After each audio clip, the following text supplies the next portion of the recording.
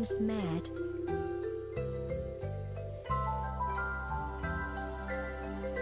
I am scared.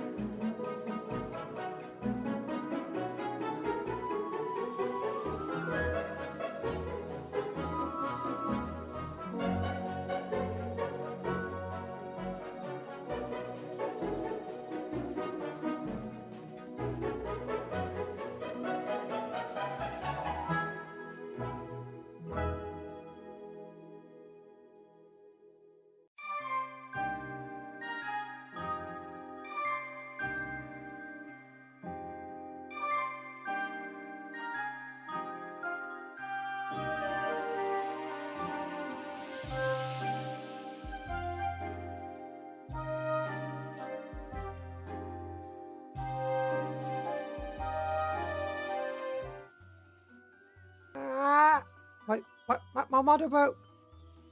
Good night. My model broke. Hello.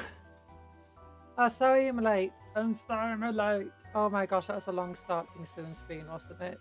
Yeah, I got caught up and mixed up trying to get stuff done.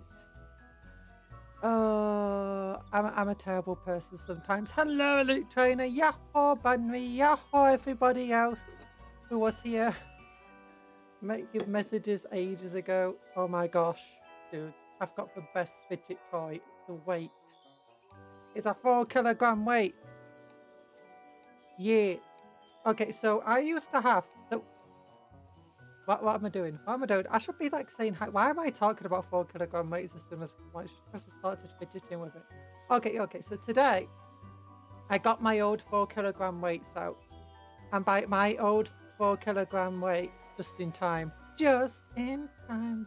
Da-na-na-na-na. It's just in time. Da-na-na-na-na. It doesn't have a time machine. Its surname's just time. Yeah. Wait, what am I on about? Yeah, so do you know back during the big CVD 19 lockdown, all of that rubbish? Yeah. Before that, I exercised. I tried to exercise relatively regularly, and one of the things I used to do is I had a 4 kilogram weight that I'd keep on my desk. Yeah, 4 kilogram weights. Yeah, like, you know, dumbbell type of weight. And like the 4 kilogram weights were like for exercising with and stuff. But I had one next to my exercise equipment, and I kept one on my desk. So that when I was working and I'm going to be fidgeting, because I fidget, it will be a 4 kilogram weight. So it's just going to give me a workout when I'm fidgeting. And it was actually relatively good. I developed stronger arms and better endurance and stuff. And it was useful. It was useful. Like, it helped me get to like my arm strength up to where I could do proper press ups. Not only that, but it's not just my arm and like my wrist strength and so on. But it's like right now, I just keep rolling it on my legs. And then I'm moving my legs. It's just like I'm moving way more and I'm doing exercise. But the thing is back when the lockdown happened, right, and stuff, and my parents are suddenly at home. My parents are at home. And one of the things is my mother likes to go to the gym and she likes to do workouts, but suddenly she couldn't go to the gym anymore. And as a result, she needed her weights and other stuff. And I'm like, okay, I can use my weights and stuff. So then I'm handing over my weights. I'm not doing my exercise anymore because people are at home all the time now. And I get embarrassed and stuff. And I can't do stuff when other people are watching or hearing or whatever. So, that went on for a while. And then eventually she started getting back to the gym and doing less exercise at home. And then eventually she was doing none. But she put all the weights and stuff into the garage. And then I just forgot about them. And also, then I was like in hospital and stuff, so I couldn't exactly do much exercise and stuff like that. Hey there, Ramon, how you doing? How you doing, Dick? And so, yeah, I had my weight. Yeah, oh yeah. So then I'm like, you know what? I'm trying to get my exercise going back. My 10 kilogram weights is taken away and now it's long gone. Oh no, that's sad. That's sad. Oh, I did still have my kettlebells of 12 kilograms and stuff. I think 12 and 14, or was it 10 and 12? One of you. It's whatever ways. But then I wasn't really using them that much, partly because, again, I ended up in hospital. I had to take it easy for a while, especially after major surgery. And it's like, yeek. But then it's like, suddenly going back into exercise after not doing exercises for ages, 12 kilograms is a lot of weight. But then I'm like, you know what? I used to have these dumbbells. Where are they? Does my mother still use them all the time? And then it's like, no, they've just been rotting away in the garage.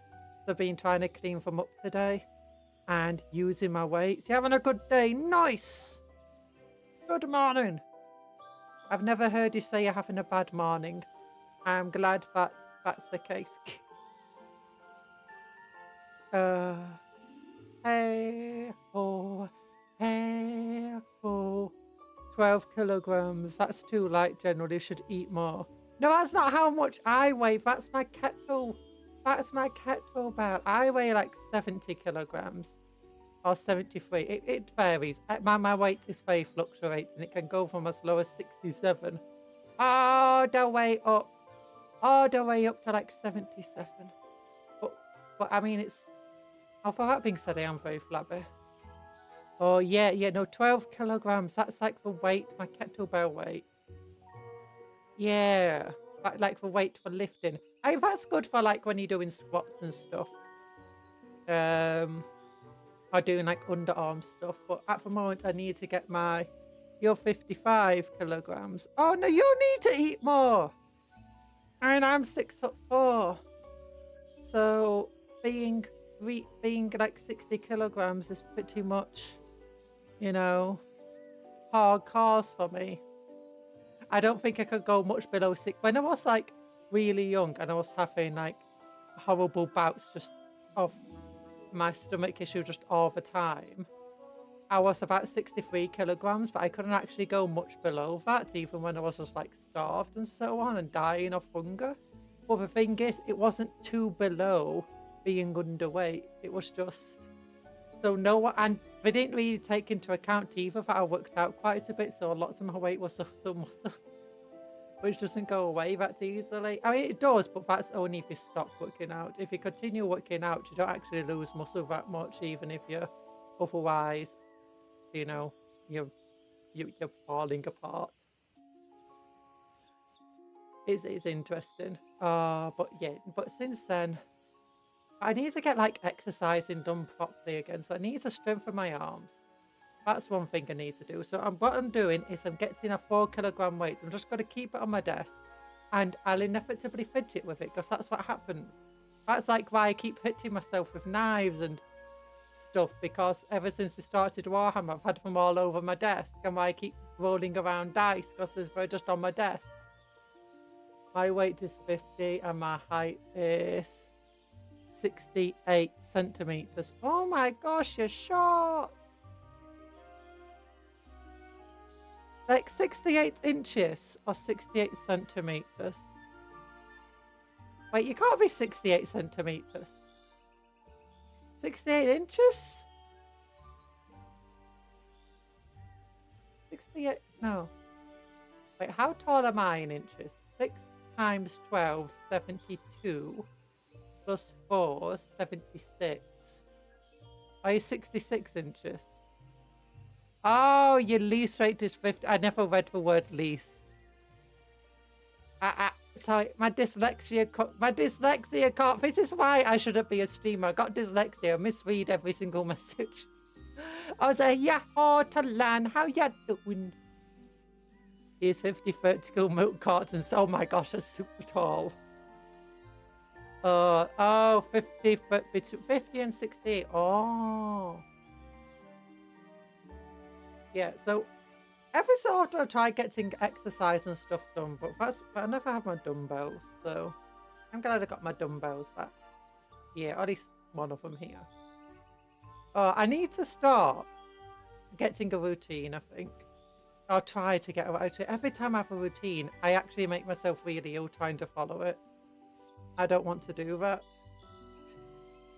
But at the same time, it's like, like, do you know when most people had the issue of, after for lockdown issues, what would happen? Or 68 hamsters tall, depends. So, after what's it called? Lockdown, yeah.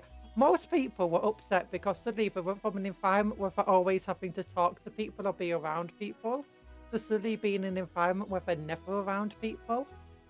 And I had the opposite effect. I had an effect where I was at home. I could rarely get out because I'm super ill. And I'm super anxious. And then whatever. And my parents were always at work. And when they weren't at work, like my mother was always at the gym, my father was always running, and they've always got their exercises and stuff. So most of the time, I was the only one really home. In fact, for quite a while, I didn't even have cats. So I was just alone. And then suddenly lockdown comes, and I'm just like trapped with parents all the time. Just all the time someone's here. And then my mother was like, you know what? I'm not going back to work. I'm going to retire now. And my father was like, you know what? Work now, what they do is they've decided everything's just going to be work from home as much as possible. And it's like, yeah, I'm always never alone. And that actually really got to me, That actually really got to me. Anthony Dale. Hello, Anthony Dale. Everyone freaking out because they can't go out. and I was here looking concerned as people freak out, living my normal life. Yeah, but that's the thing. At first I was like, ha ha ha, lockdown barely affects me because, you know, I wasn't going outside, I wasn't talking to people, and none of that really matters to me. And actually, I actually enjoyed lockdown because it brought a lot of stuff that I always wished was the thing to reality. Like, it made a lot of stuff a lot more disabled friendly in terms of, you know, like, if you can't get out and about as easily, suddenly places that you couldn't ring up or you couldn't message online suddenly now accepted phone calls and messages online, like getting to a doctor and making appointments or doing prescriptions, and more services were like delivered to home or you can do from home and stuff. And suddenly it just like opened up the world to me and made my life a lot easier to live. Yeah, so that was great. That was great parts of it. But then it's just for other parts. So suddenly I go from having the ability to be like free throughout the day. Like if I want to exercise, I can without worrying someone can hear or see me. If I want to have a bath in the middle of the day, it's fine. If I want to walk around the house and mumble to myself about my work, it was also fine. And then suddenly, though, when other people are around and I can't do that anymore, and it ruined my routines. I've never really picked up a proper routine since then that's been healthy for me. In fact, since then, I've barely ever left my room. It's crazy. Puzzles going burr. Hello, Tony the Tanuki. Hello. We're discussing. I've got a weight. I've got a 4 kilogram weight. I had it before lockdown when I was doing relatively regular exercise. My mother bought it when she was going to the gym because she couldn't get to the gym anymore. And then it ended up in the garage and I forgot about it. And then I'm like, you know what? I need to get myself fit and healthy again. I used to have a weight on my desk I just fidgeted with all the time, and it helped me keep healthy when I was just sat at desk for long periods of time. And then I'm like, you know what? I'm going to find it. I'm going to get it. And I washed it. And now I'm talking about lockdown. Oh, so yeah.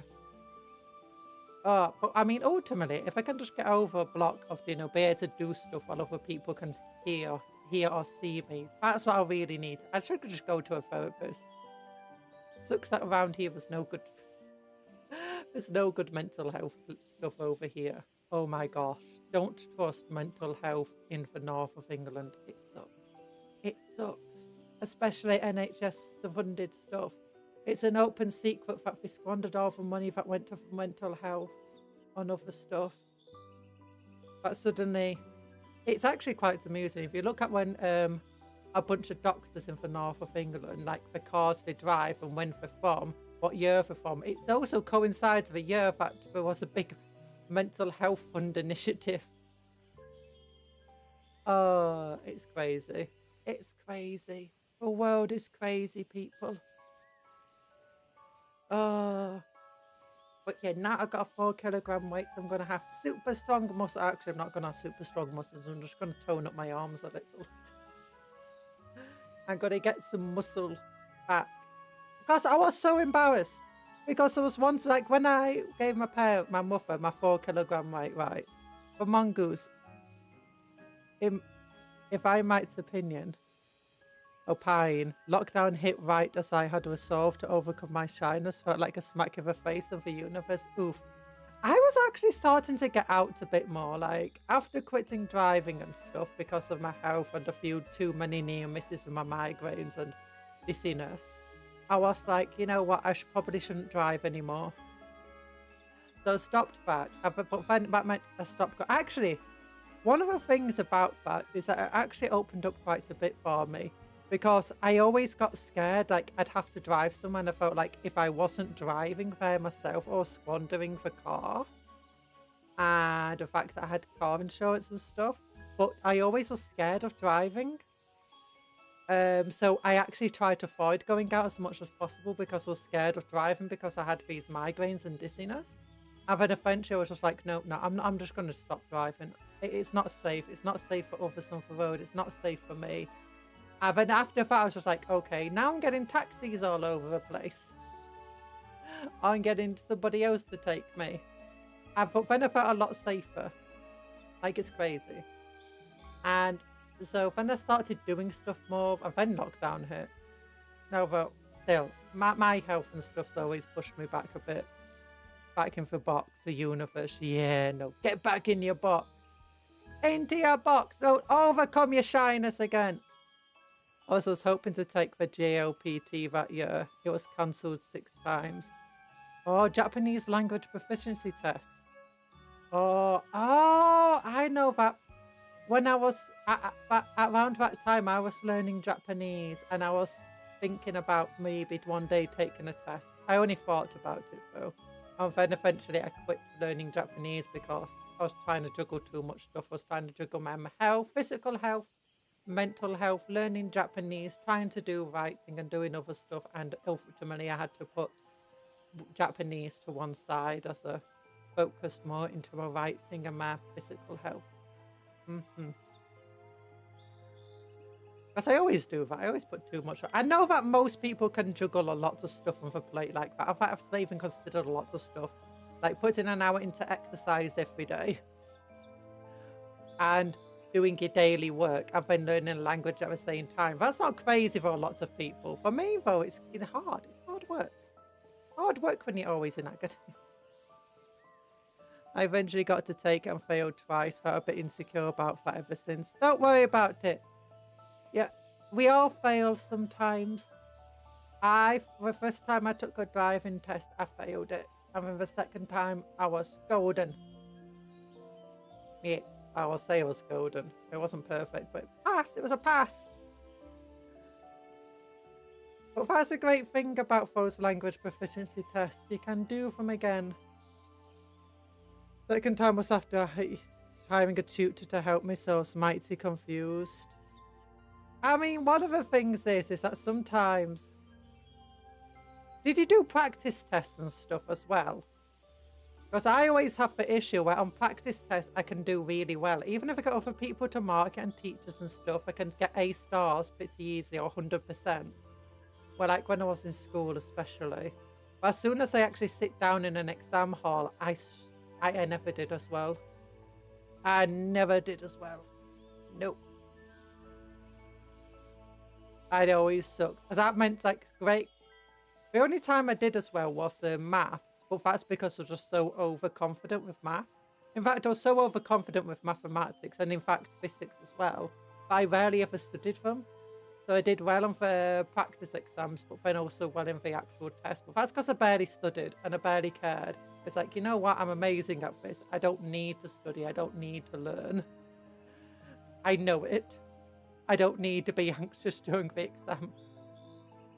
As my score was so low at that time. But yeah, it's being there in a test environment. Brain go cluck. The brain go cluck. I meant clunk, but cluck also works. Turn into a chicken. I mean, that's anxiety. You go, bah, bah, bah. Actually, chickens are incredibly brave. Have you seen chickens? It's like a chicken comes across a big dog, and the chicken's like, you know what? Bet I can take it. I'm gonna beat up that dog. I was like, it's just like this random dude comes in, 10-foot tall dude, massive muscle, maybe not that big, but you know, massive dude walks onto a farm, and the chicken's like, you know what? Gotta take that dude. Gotta pick his eyes out, and the guy who's like, oh my gosh, stop! A chicken's trying to eat me. And then they never hear from him again until they find a skeleton in the chicken coop. Okay, maybe that debate didn't happen, but chickens are brave. Why do we say being like a scaredy chicken? Why is chicken associated with cowardice? I'd attack anything. And also, what's the other one? Cat. Oh, well, you got scaredy cats. I mean, cats can be very brave, but cats are also very skittish animals. Yeah, especially small cats. I should probably put down this weight so I can actually, you know, go into the game and stuff. What do I want to do? I need a drink. I need a drink. I need more cola. Give me a moment. I'm going to get a can of cola. I'm back with a can of cola. Hello, Brian. Hello. How you doing? This is a can of cola you can hear. Yeah. I love cola. I love cola. How was lockdown for you, Briar? I was talking about lockdown. Oh, yeah, I need to get my confidence up. Although I did make a breakthrough today. I made a bunch of breakthroughs today because suddenly I had the house again. But I was awake and I was active and I was trying to get stuff done because it's like a bunch of stuff. Like, because my house been down. Yeah, in 2020. Because, like, oh, because today it's like I got so much stuff I want to do. Like, even though I woke up today feeling absolutely terrible, I was like, you know what? There's so much stuff I need to do. I've barely done anything because of being ill for ages. I'm gonna do it, even if I'm super ill. The P word for cats, that's YouTube doesn't like. Actually, do I some? What's Silaminus meaning cowardly? Oh. Oh, by the way, do you like my little rabbit covered in question marks? UK. UK government actually cancelled Christmas. Yeah, Christmas wasn't allowed, except Boris. He was allowed a big party, apparently. Actually, no, he wasn't allowed a big party. He said no one else is allowed a party, and a bunch of people ended up going, like, being imprisoned and stuff for it. And then it turned out he had a big party. Hope you feel well today. I'm sorry to get your... I'm sorry for your hopes that were misplaced. I'm not that well today. My stomach's still being a bit queasy, a bit crazy, a bit all over the place. Yeah, it has been. That's just my stomach. It's mean to me. It punches me. And all the officials setting the rules are getting their freak on. I know, it's crazy. You know what I did to them people? Punched them in the face, a big old stick. Oh no. All the officials. Oh, I don't like talking about politics. So let's avoid that part. Oh, I got a cola though. I'm gonna drink.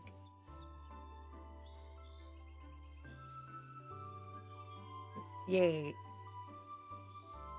Oh my gosh. Oh my gosh. What am I doing today? I have no idea what I'm doing today. What are we doing? Oh yeah, we're playing the Yappy Rabbit game. Not the Yappy Rabbit, the puzzle solving rabbit game. A puzzle solving rabbit game, a puzzle solving rabbit. Why do we have a puzzle solving rabbit game? I don't know. It's not my game. It's your game. What did I just say? Sometimes I confuse myself, you know. Sometimes I confuse myself with what I say. I am smart. You're smart. Do you mean smart? Smart. Oh, not smart. Cola bad. Cola is the reason. Cola isn't the reason I'm in. Actually, chocolate milk was the reason I ended up becoming ill. It turned out the chocolate milk. So I stopped having the chocolate milk. And the severity of a stomach issue has generally decreased since then. The severity of a stomach issue has decreased since I stopped having chocolate milk entirely. So I think that's one of the reasons. I think that was one of the reasons. I say the severity. I'm still ill. I'm still not having a great time, but in general, I'm starting to go positive again in terms of where I am. Oh, with a rabbit. Look at this.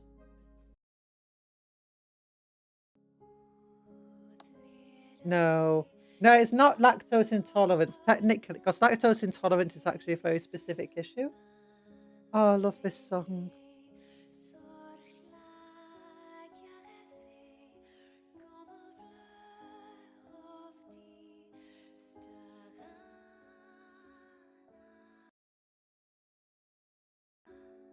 There we go. What was your opinion of a state of play yesterday? Did you like any game? What state of play? What state of play? Oh, is that the thing at PlayStation? Is that a PlayStation thing? Is it something else? I don't know. Maybe I should be keeping up with gaming news. I just look at whatever's on sale on Steam. I accidentally did a screenshot. I don't know. Yes, PlayStation event. I don't really, I never paid attention. I have a PlayStation 2. I actually have a PlayStation 4. I have a PlayStation 4 hidden around. Oh, here we are. So oh, look at this stuff. Oh, I'm going to collect those. What else do we have to collect? Soapy things. Ever playing Monkey Island games, Cup? I have heard of them and seen them about, but I don't really know of them that much. Yeah, I don't really know too much about the Monkey Island. I never played the Monkey Island games. I've only seen other people play them. And when I say seen other people, only bits of them. I've not seen a full Let's Play of it. Also, yesterday... Oh yeah, that's the thing we're meant to do. We're meant to collect a bunch of these. Oh, I should move my spout capture. Not spout capture, browser to. Here we go. There we go. We'll move this over here so you can properly see the screen. Actually, I'll move it over to this corner because not much is going to be hidden here either. There we go. Escape is a funny story, but painful. Yeah, I have heard it's quite a pain. Like many other point-and-click adventure games of the past. Oh, there we are. There's a bunny rabbit behind my head. I gotta smush myself a bit down. I gotta smush myself a bit smaller. I'm gonna shrink myself down to here. There we go. So I'm blocking the rest of the screen. We're finding some little buggy bugs and some stuff. Last time we got clicked and thrown off the island. No, we built a bike. We did a bunch of puzzles. We're trying to save our sister, who is very ill. Her sister is represented by this plant girl, and we're represented by this bunny. And with our brother rabbit. But everything we're doing here is pushes along something in real life, like this is imaginary land. Oh, bubbles. Bubbles. What are we doing though? X marks the spot. Yeah, we flew a bike and landed here. We built a boat, flew a bike, went to the doctors. We're looking for help. Sprinkles! You have 18,000 sprinkles, nearly 19,000. Escape wasn't point and click, it was arcadely crowbarred into a control scheme for PS2. Oh. Ah, that's weird. That's weird. Bubbles! Okay, what am I doing? We need to find a bug. Ooh. Oh, star, triangle, square thing. Okay. Square. Triangle. Wait. Star. Oh, I didn't pay attention. Thing. Star goes at the top. Triangle, middle. Okay. Triangle, middle. Can I move what?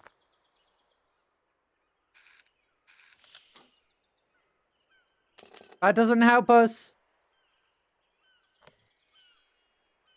Oh, there's a soap bar there that I could pick up. Can I move this? No. Can't get into there. That doesn't help. There's a lot of clocks. We're running out of... Oh, there's a lot of clocks because we're running out of time. Oh, okay. So this is where we get the timepieces. We need 5 of them.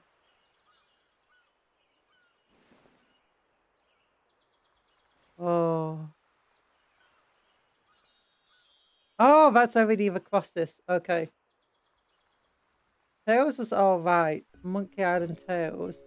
If I'd known how bad Return would be, I'd be satisfied with the ending there. Oh. I've not heard anything bad about the Monkey Island games before. No, I know that I need the X's. There's an X over here. There's an X over here. Okay, there's a lot of stuff where it's, you know...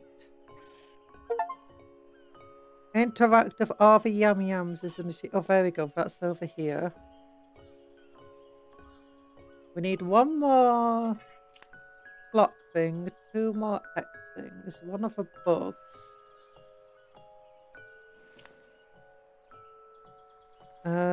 Remember everything. Return was just out before 1 go, but feeling old. Oh no. That's never a good thing. Okay, we got the times. That means I could do another puzzle. We might finish this game right now, really quickly, or we might not. Okay, so what were we meant to do? Oh, bring the red cube up. Wow, that makes sense. So we can move that up there.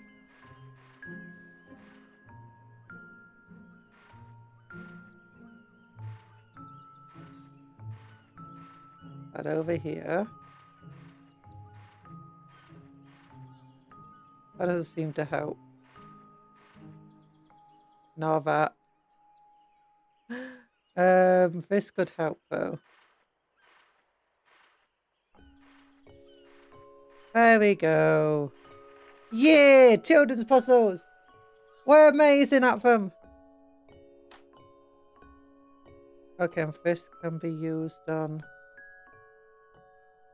Oh, that thing. Oh. Oh. What are we doing?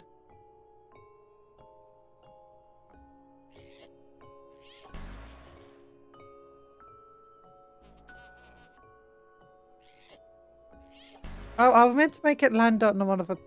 Maybe we meant to make it land on a plane. Okay. Going out. Bonk. Okay, then. There we go. No, we missed. No! Oh, we had to do it all over the start when we miss. No! That's mean! Guys. You need to be more genius for me.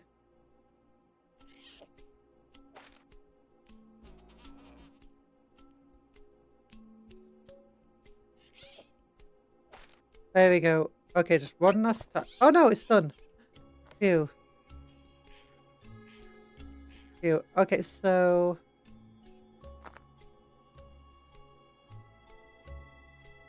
surely there's a beetle or more X's. Do you see?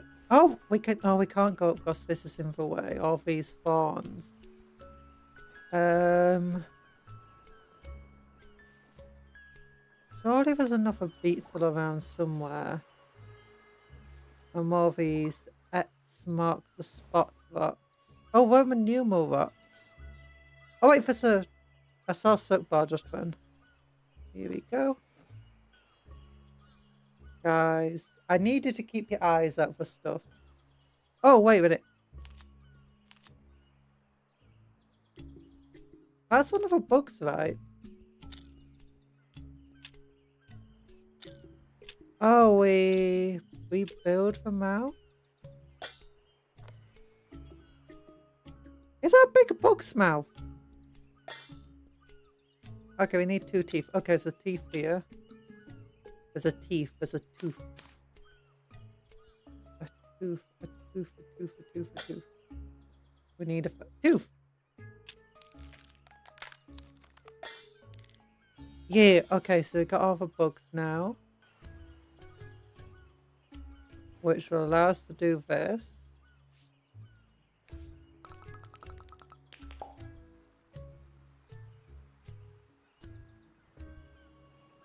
Oh, we're doing dominoes. No. Wait. There you go. We're doing dominoes. No.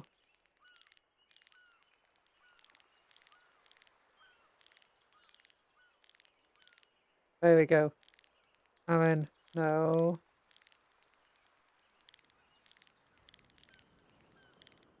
No, I don't want you to go that way. Go the other way. No. No. No, go the other way. No, go. There we go. Have a new. Yeah, okay. Bugs don't have bones. Bugs have bones. They're called bony bugs. Bony, bony, phony books. Bony, phony bones. Bony, phony, bony, okay, wait a minute, wait a minute, wait a minute. Okay, we got a 5 and a 6. We need a 6 and a 1. Okay, we got a 6 and a 1. That's fine. No. Go the other way. There we go. And then we need this to turn up. How do we get it to turn upside down? No. No. No. No, I want it upside down. How do I... Oh, just double click it. Oh.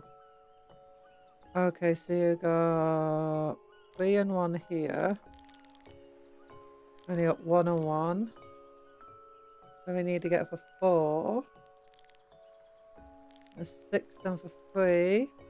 And for 3 and for 4. Yay! I'm a genius. I want the sponge of a toothpaste. Brush your teeth. Remember to brush your teeth, but add hour after eating. Okay, we've got the... What do we need the soap for?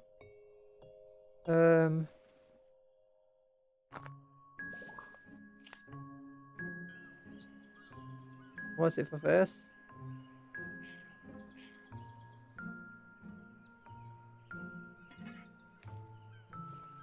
Wait, where is it? Oh. Have I clicked here? Oh, I just give it to him. Okay. And then... Wait, what was that?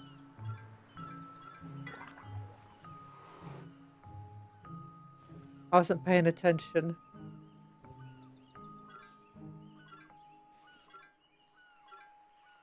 Okay, there we go. I thought you said I heart. Heart, peace, that I. Oh, heart, peace, that I. Yay!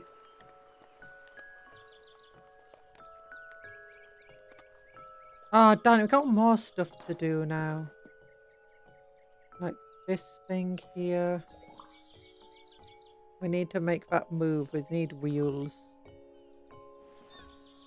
And we need eggs. Okay, we know where the eggs are. We can't get down because of this thing. We can't move around. We need puzzle pieces. He's got a key. Wait, how do I get down? That's clearly one of the pieces we need with that. Okay. Wait, how do I do anything now? I can't move. I can't go back down. Knife. Stop, stop, stop. Oh, maybe. Oh! It worked. We cut the rope and it drags the anchor down. So there we can go down. And we give the dino eggs to the guy who wanted dino eggs. Okay. Yeah, so this game, I don't know how much is left, so we might finish it all today. We might not. I honestly don't really know. Oh, wheels. Wheels. A puzzle piece wheels. Okay, those 2 are there. And we got 2 dino eggs here. There's still 3 dino eggs to collect. One of them is... I swear one of them was like over here. Well, one of them's there. Another one's here. I swear one of them was in a pot somewhere.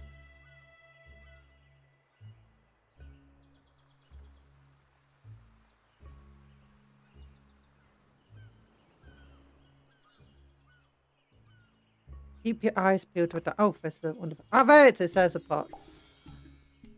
Okay, I've opened this. There's got to be another wheel down here, right? Right, I'm not insane, am I?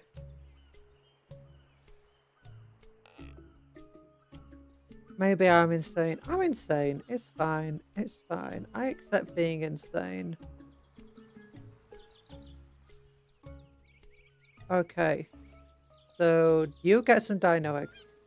Give me the key. Thank you. Give me... And inside here is... A wheel! And another one of them. Okay, that's all we need here. Other than puzzle piece, I assume, later. We get the wheels, and now that's going to move. Now we need our puzzle pieces. But we've got our Roman numeral boxes, which we put into here. I don't know what this is going to do.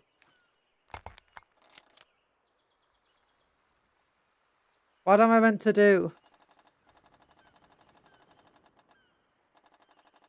I meant to put the current time in. It's 4:48. How do I do 4:48? 3, 4, 5, 30, 45. Is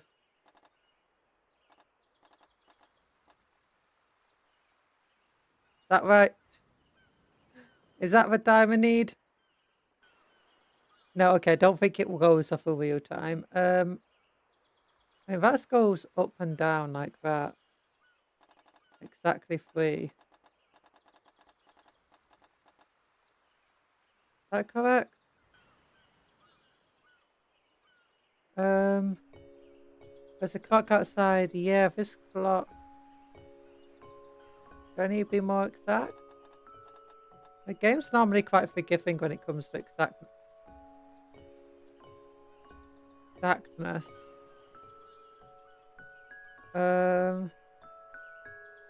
Maybe there's a different clock elsewhere. Okay, there's a clock here as well, which is pointing to 6:15.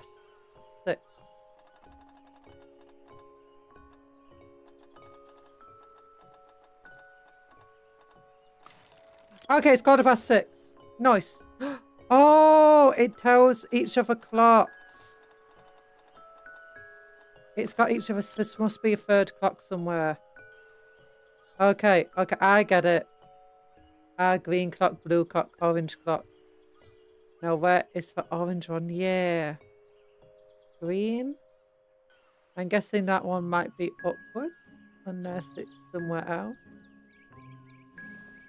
Oh, it's always infinity. Okay, it's this one. And it's at 12:15.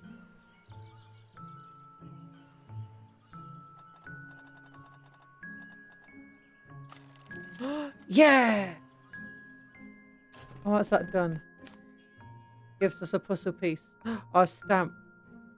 Whatever it is. And from here, I know there's some puzzle pieces around here. There's one there. There's one here. There's one in this box. I know where there's one more. Am I missing a piece around here? Guess not. Okay, up, up, and away. In here is a puzzle piece.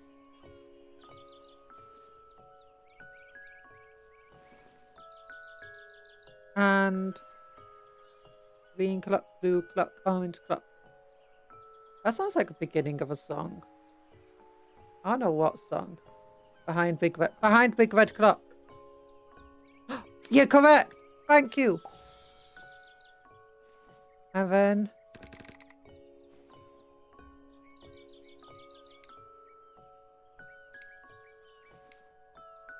oh, what? Okay, that's got to be blue. That's got to be green, I guess. Orange, red, yellow, and purple. No? No? You're back. Hi, back. I'm Cupcake. Rock around the clock. Rock around the Christmas tree. That looks like a chameleon. That literally just turned into grass. What do I do here? Okay, maybe there's something over here that will tell us what we need to do. Oh, the scribbles have the holes. The scribbles have the holes.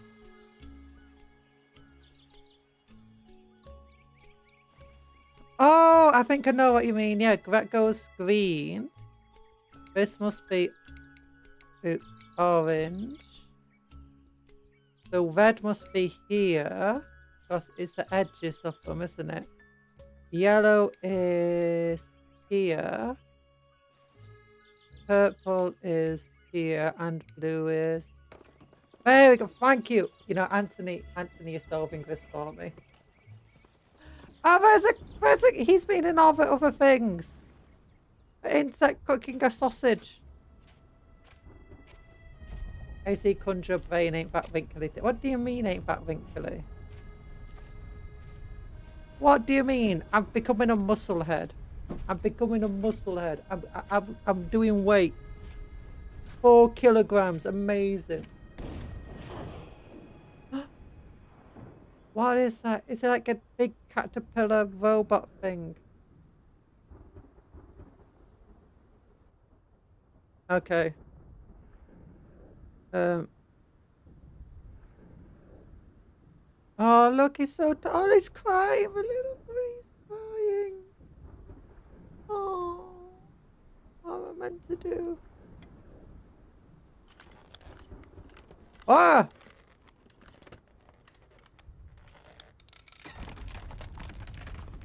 Okay,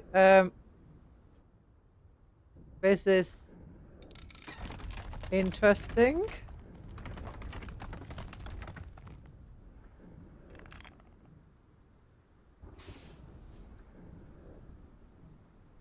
Very interesting.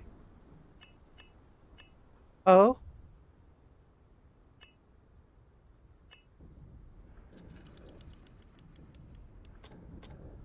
Okay. No, I want to put something in the hand.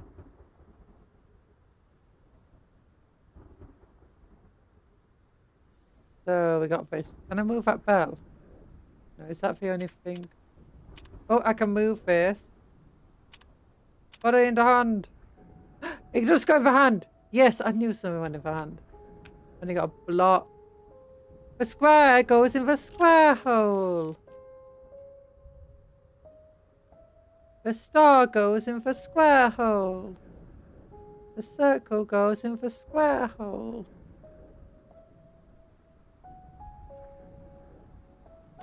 Square hole? Move a car. Oh no. You'll pay. Yeah, the colours being near would have been my first guess. It didn't work, so it was clearly something we didn't see first time. Yep. And just because the other puzzles hadn't been, you know, the solutions were pictured elsewhere, I assumed it'd be another one of those things.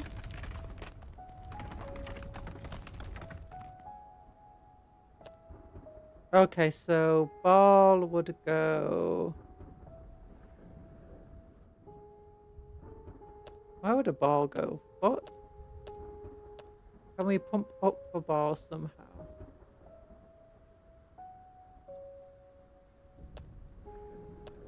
Do, do, do, do, do, do. Oh, it's a pirate hat. Pirate hat for you!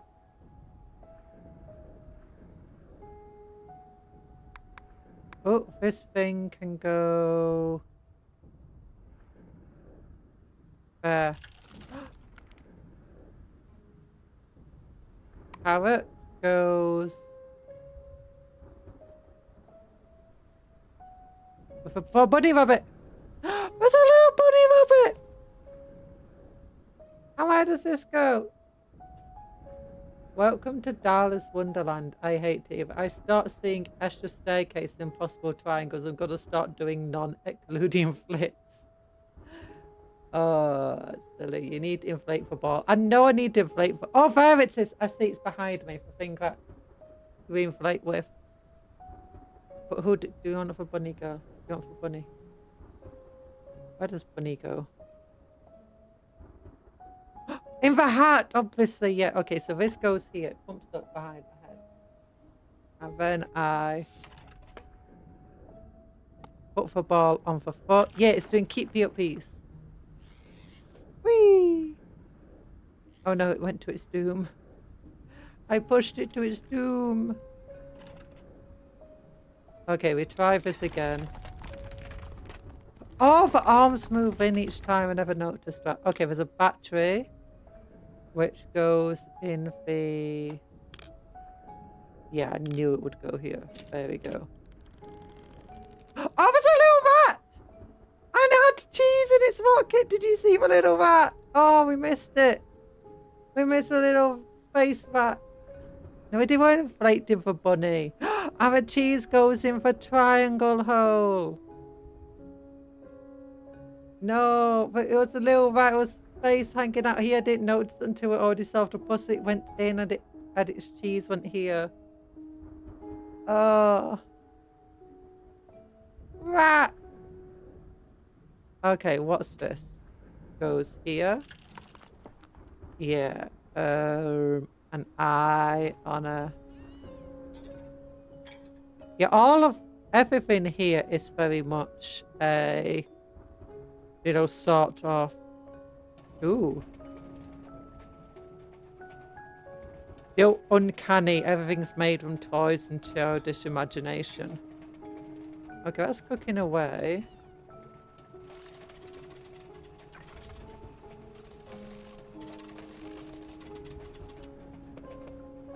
Oh, wheel on the car. Seems almost left. Okay. Oh, that's a train. There's a train track here. I never noticed that before. Okay. There's something here. There's a toilet seat here.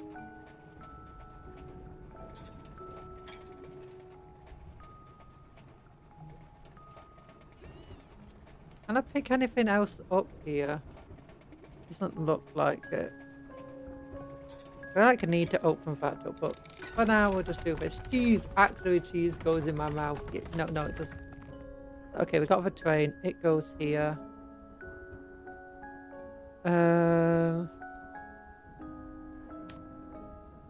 Oh! What is that? What is this?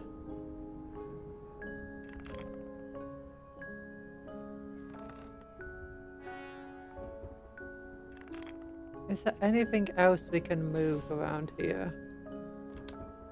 We'll move that. Really help much.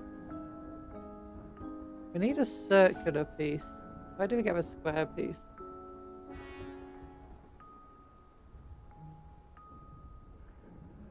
Is there a snail in bed behind my head? In a pram. Circular piece. No, I don't see anything here. Okay, let's try this one. The kite on top of the airplane. Oh, there's a kite on top of the airplane. Oh no. Oh, there's a circular piece. Okay, I think we'll get the kite on top of that. There is one. Yeah. Okay, there we go. We did it. We did it! There's a grassland! The bunny's going! The bunny's going! To the portal!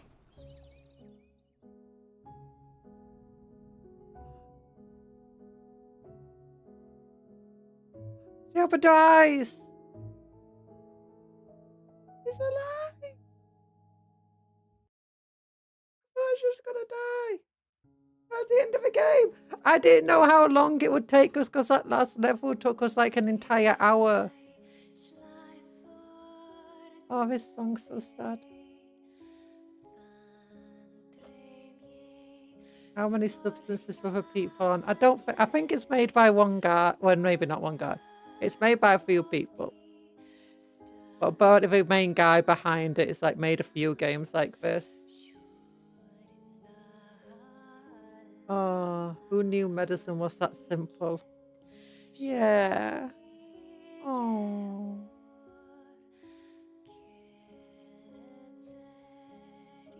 I love this song so much so.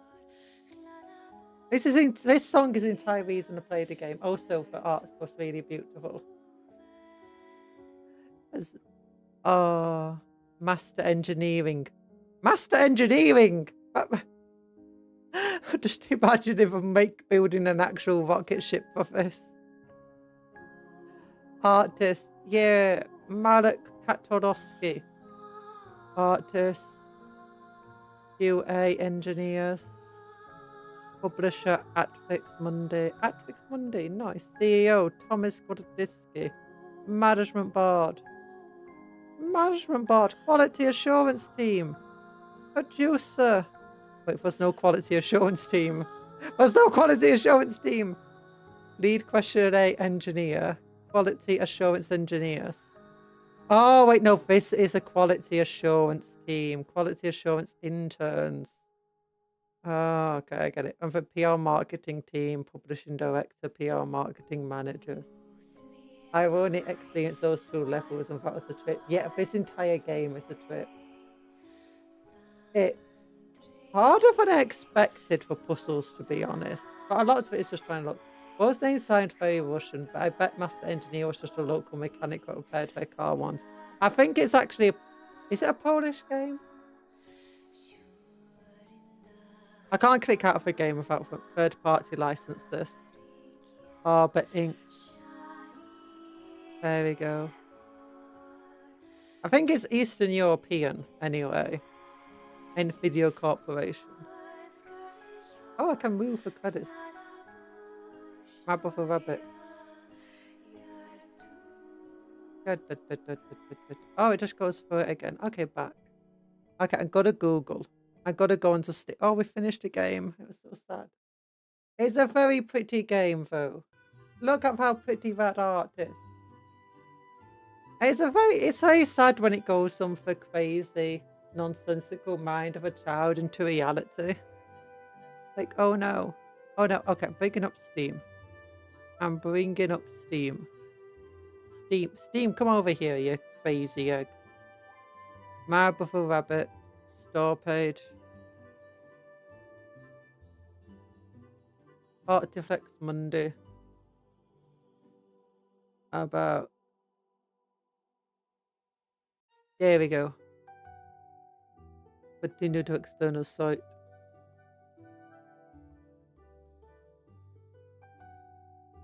It's Polish? Yeah, it's Polish. I knew it was Polish.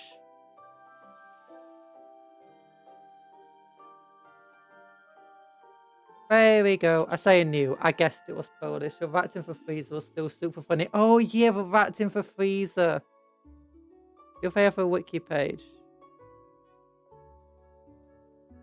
The Artifacts Monday develops multiple. Here we go. Fandom. Company from Poland. Yeah, it's a Polish game. There we go. I was correct. Polish game. Why is it every single time we see Poland? It's just amazing art.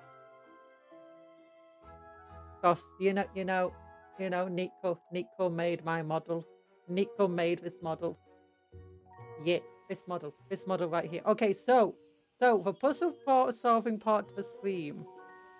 Of a stream was a lot quicker than I expected. So I guess it's just yap stream. Yapping stream. Now pose beyond something. No, I bet Nico knows a few of those people. Pose on something. No. But on an artistic high because they're amazing artists. Yeah. Okay. I wonder if there's like a level. There's a chapter select. I can show you some other chapters actually. Let's go back into the game. I'll show you some chapters. I'll show you some of the other chapters. So this is a little map. Wait, this is a little map. This is the little map. Yap in time. Yep, let's go. Wait, I'm working. No, you're not allowed to work. You have to yap. Okay, we only saw level 5. Here's level 4. Where I spent hours. Each of the chapters shows a little. Oh, it makes me sad every time. Yapping time, Conjuror. No, look. My sad little brother. Okay, this is a level I got stuck on last time for an hour. Oh yeah, that's a boat. It was a bathtub with What was that ad about, Brian? Let me out. I got an ad as soon as you said you wanted to show us something. Oh my god. Yeah, everyone it just goes up, bonk, bonk, bonk, bonk, bonk. And look, this swordfish is the key, but we had to go up first. We had to go up. We had to watch a little film of this fish, of a rabbit being a fish. It was a Siamoy phone. I have no idea what that phone. I've never heard of that company before. Never heard of it. He wants me to look through here. So that's the item we want to get to.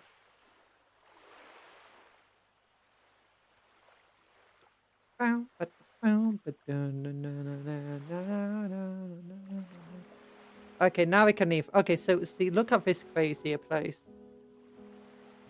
Look at this crazy place. And it's like, everything is just super crazy. And you do this, and this, and it makes that come out. But, and you got this place, and you can go into here, but you need starfish. And you go, okay, something that I actually want to do. We saw this last time. If you want to see this, you can go to a previous stream, just skip towards near the end.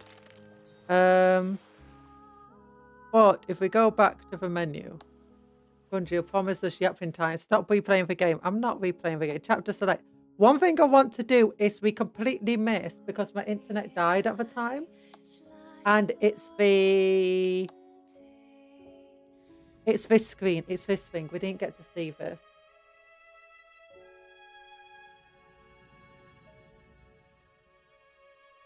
There you go. Yeah.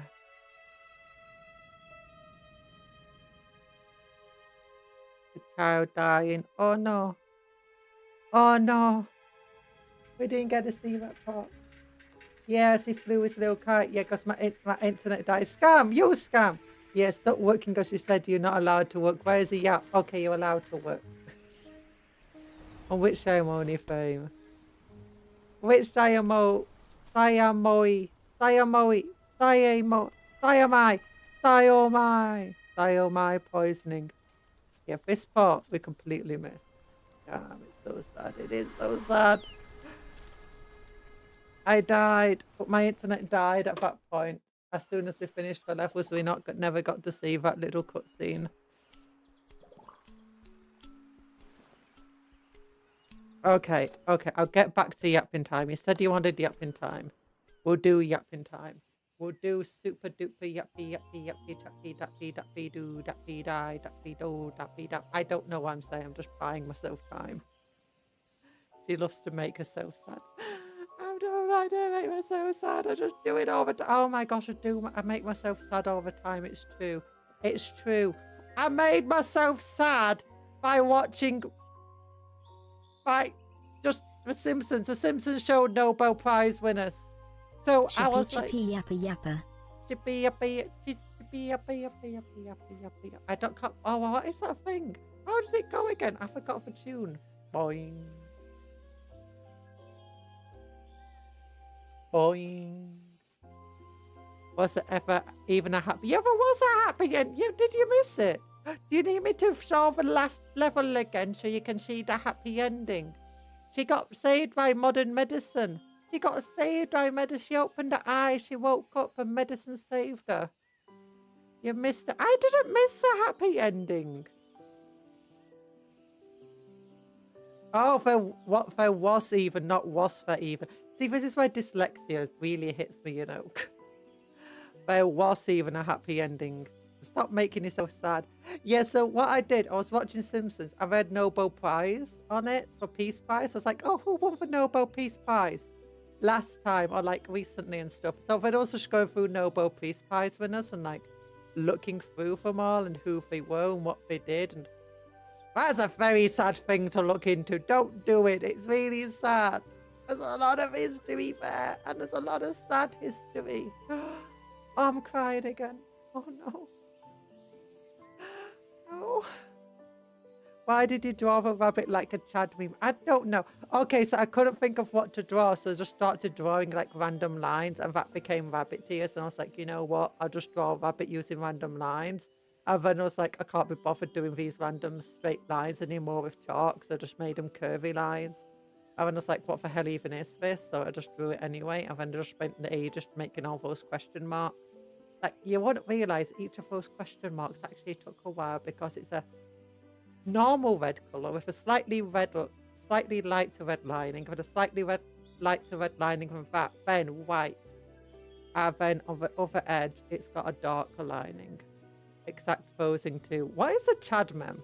Do you mean like the guy was like, whoa, and it's like black and white, and he's got like this super strong chin? I don't think that's supposed. Does he have his arm up in that? Is that? I just drew the arms like that because I was drawing random lines. Chad v Virgin meme. Oh, but she's not got the muscles of that for rabbit. But I know which one you mean. You do know in Britain we've got like this really posh company called Virgin, and it's owned by Richard Branson, or used to be, and it had Virgin Airlines and Virgin Trains, and they're really, really cool and really, really nice. And he had a bunch of stuff, and almost everything they did was great.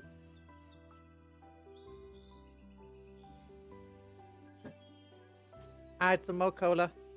Wait, when I was drinking my cola, then did it look like I was drinking Cupcake?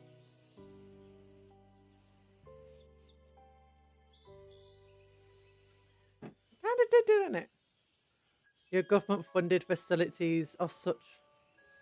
No, look. Every time Britain does something, it sounds super cool. Like, you know.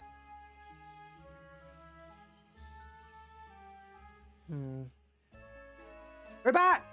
Yay! But every time Britain does something, you have like Cobra meetings. So my internet died for a moment, so I was just waiting until it came back.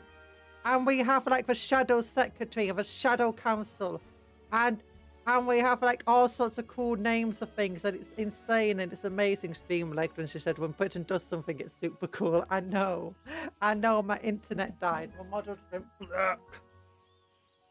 Exactly. Like we got Cobra, we got things. We just got so many cool sounding things. I mean, none of it's actually cool. It just sounds cool though. Like, I mean, Cobra meeting just sounds like room A. What is it? Conference room A. You know, Cobra. COP. Conference and operations boardroom A. Or something like that. Who is Jimmy Carr? Jimmy Carr is not very fun. Last cool thing Britain did was gift Jimmy Carr another panel show to host. I don't think that was very cool. Jimmy Carr, I'm not a big fan. He sounds mildly evil. I mean, to be honest, he looks mildly evil. His voice sounds mildly evil. His entire act is mildly evil. Am I thinking of Jimmy Carr? Am I thinking of someone else? Let me Google Jimmy Carr. I get confused. There's like somebody called Alan Carr as well. I get confused with names. Let me Google Jimmy Carr. Is he there? Yeah, he's 8 out of 10 cats guy. 8 out of 10 cats does countdown, yeah. Comedian that really rubs up against the line of being cancelled, but he's funny. Yeah, he's okay. He's okay. You know. No, you are thinking of Jimmy Carr. Yep. Oh no, this guy. Yeah, he's okay. He's okay. And he doesn't rub up against the line of being cancelled as much as other people do. But he's mildly amusing at times. I prefer Lee Mack. Actually, there's quite a few comedians I like. Oh, I miss the guy who died.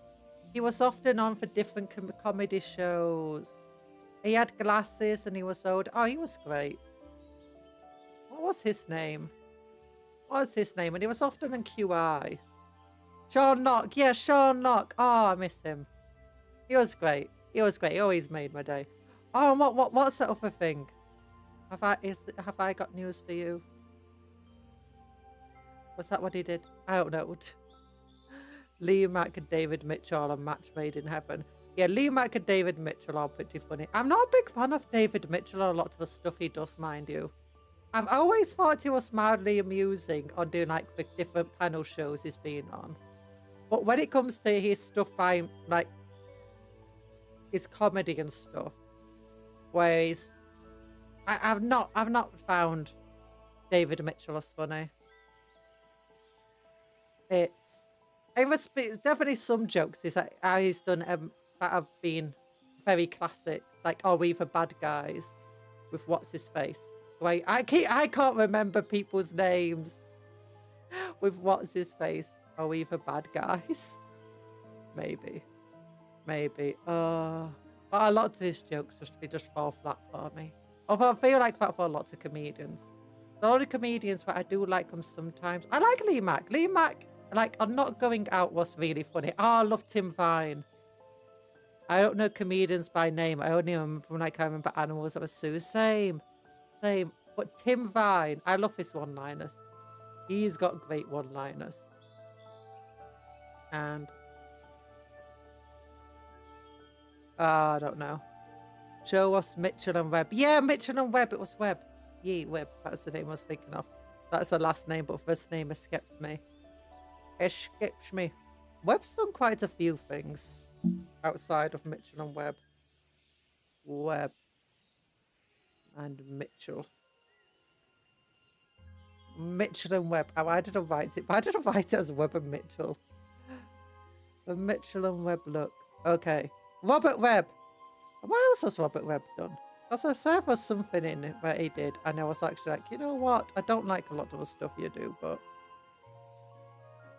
a comedy double act, if done for Peep Show, yeah, I didn't like the Peep Show. Mitchell and Webb look. Ambassadors. But no, he was in something. Oh, yeah, he did a bunch of non-comedy roles that it was actually surprisingly good in. Yeah. Who knew that? Do you know comedians are surprisingly good at acting? It's like, you wouldn't think that they all do, you know. Their job is to stand up on stage and act a part. No. I always say it always still surprises me when you see a comedian not in a comic part and they actually do it well. It's like, oh yeah, I forgot. Oh, it's like, what's it called? Oh, two people. Both really famous at comedies, and then they went into horror, and it turns out that they're just as good at horror. And they actually say, like, the difference between horror and comedy is extremely small, at least their type of comedy. Like Walter White. Yeah, Walter White. Yeah, although he was more of a comic actor rather than a comedian himself. Mitchell and Webb were definitely comedians who did comic acting as well. Yeah, Bill Burr for American Comedians as a serious actor. Who's Bill Burr again? Bill Burr. It's a name I hear a lot, but I don't actually have a face to associate it with. Oh, him! That's Bill Burr. Huh. Interesting. He was in the Orville, wasn't? Was he in the Orville? Was he in Orville?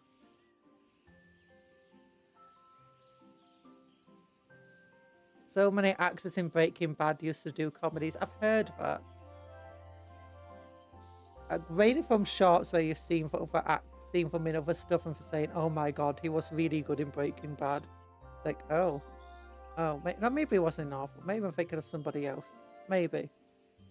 Oh no, I never watched the Orville. I've just seen lots of clips of it because it keeps playing all the time.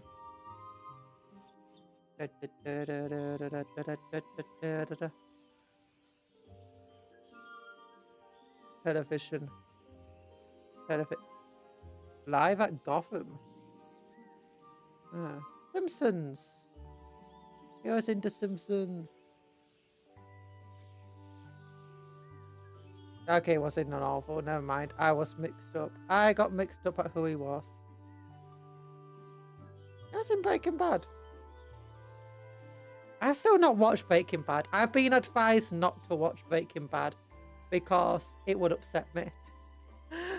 But it's one of those ones where I know, where I see clips of, you know, good scenes from it, and the acting's really good and it makes me want to watch it. And it seems interesting, but at the same time, it's like, yeah, it's not a story I'd want to watch.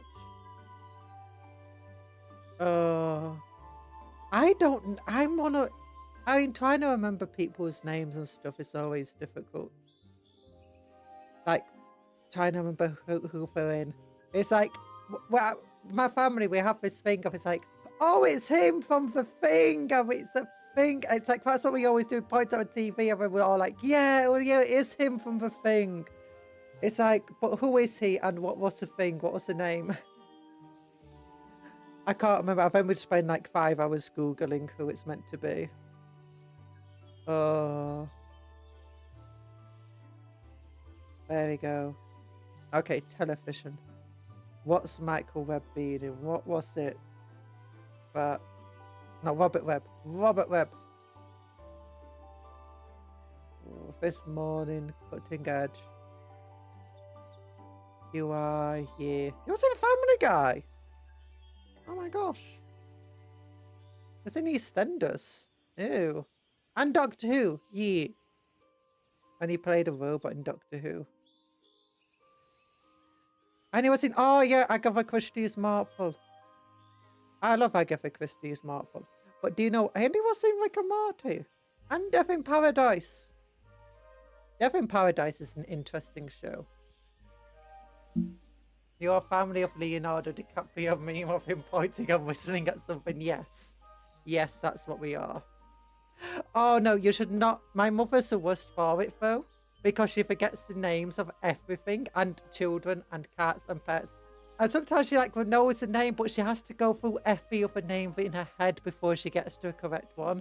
But it's like, for instance, she's like trying to get to me, and she'll go through the name of my brother, my sister, my father, my cats. Cats have been dead for years. Sometimes the siblings. It's like neighbours. And then she's finally like, where's your name? So she'll be like, Cupcake, finally, we got your name. Or sometimes I'll just have to interrupt her and say, you mean Cupcake? It's like, yeah. Yeah, that's who I mean. That's who I mean. It's like, yeah. I knew it. I knew it. But also sometimes, like, when we used to eat at a dinner table a lot, which we only did when I was a kid, she would point and be like, can you get past me for thing? And it's like, which thing? There's like 12 different things, and from the angle we sat at, you could be pointing at any one of them. And father was always the one to actually get it, at least not, if not first time, second time. And she always got so angry we didn't know which one it was the first time. YouTube is so scary. It gave me an ad for what I'm eating in real life. It knows. It knows. It's like, oh, for eating chicken wings.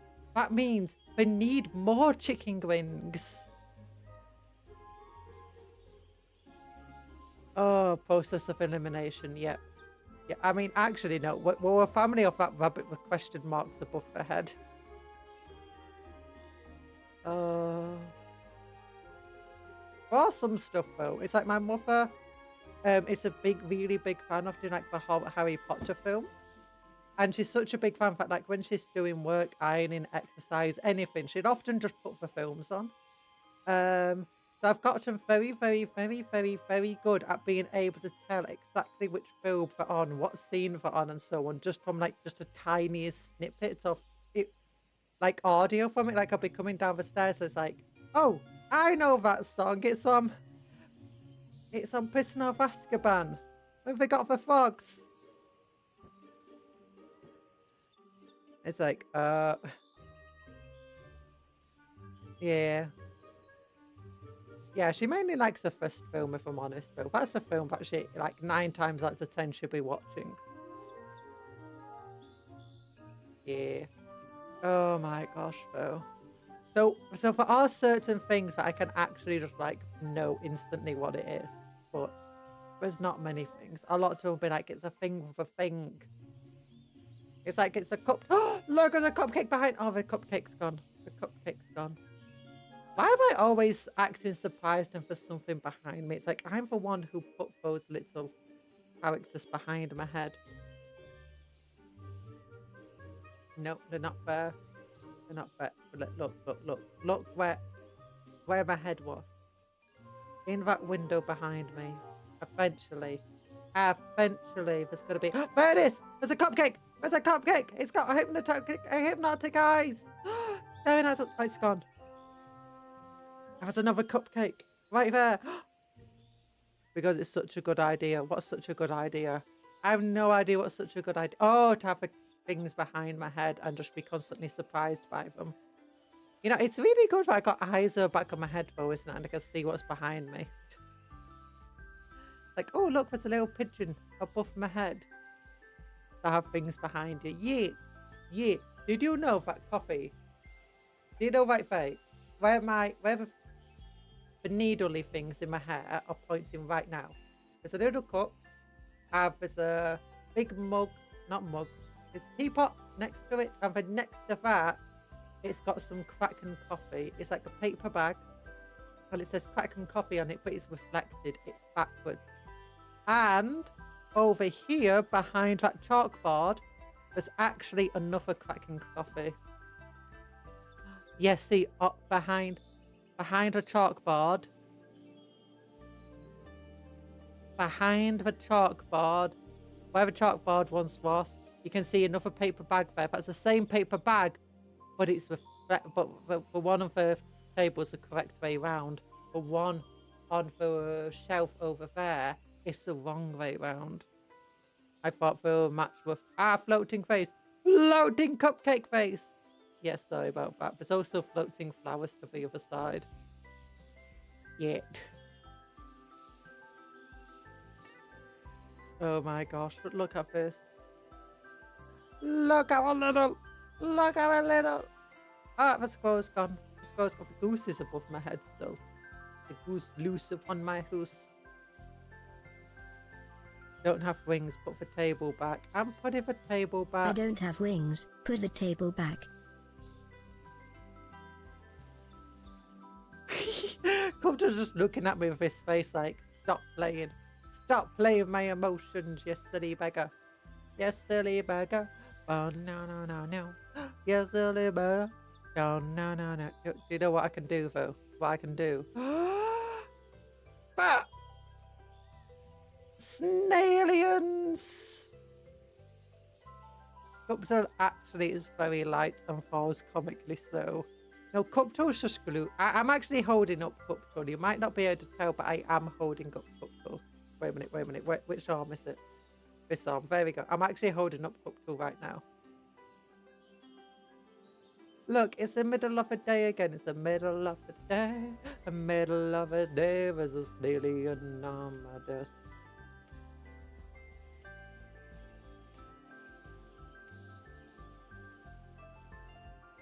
Wait, where's the face gone?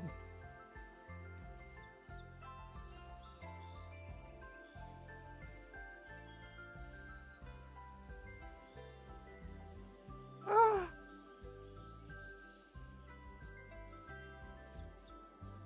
There's meant to be a face. There's meant to be a face. Wait a minute. Give me a moment. Day desk. Wait, things aren't moving. This window doesn't work how it's meant to do. Does that turn around? Okay, well, at least that turns off. It doesn't turn back on. Okay, it's coming back. Parts of this isn't working out it's meant to be. Or got any TCG related hot takes? What do you mean TCG related hot takes? I never have any hot takes. Let me go back to embossing comb anyway, where things actually work properly. TCG related hot takes. Okay, so do TG Simulator. The company that makes it, the developer rather, apparently a sole developer, already made a mobile game called Tetramon. All of the Tetramon from TCG Card Simulator are actually from the mobile game. Did you know that? Did you know that? Yeah, if we go right now onto the App Store or whatever, the place, Google Play, whatever, type in Tetramon, it's there. You can play the Tetramon game. Wowzers! And there's even a Card Shop Tycoon game, and it's an idle game. Yeah, where people go to your card shops that you own. And you like build multiple card shops. Yeah, I found out that last night. Ice cold take. That's not an ice cold take. That's just literally providing information. I don't have any hot takes other than Magic the Gathering is terrible, but everyone will understand that one. Yu-Gi-Oh is the best. No one likes Pokemon ever. We don't know how it keeps going. I just crushed my finger with my weight. Ow! Ow! Ow! The Pokemon people are here. They're beating me up. Ow! Save me!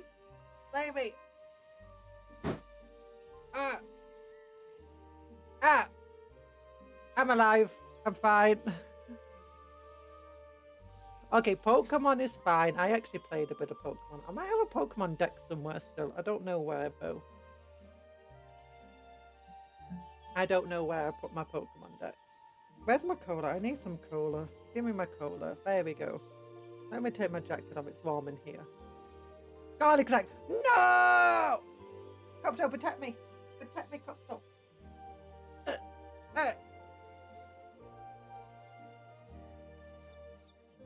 Killed me. Oh, why? No. You're not meant to kill me. I'm back. You unallowed me for 50 seconds. Yu-Gi-Oh players cannot comprehend when a game lasts for more than 3 turns. I had Yu-Gi-Oh games that lasted hours. Now, I played Pokemon. That was okay. I couldn't get into MC Magic the Gathering. And now it's owned by Hasbro, so I don't think I'll ever get into it. The Pokemon game I own was... Actually, it was when I went to university.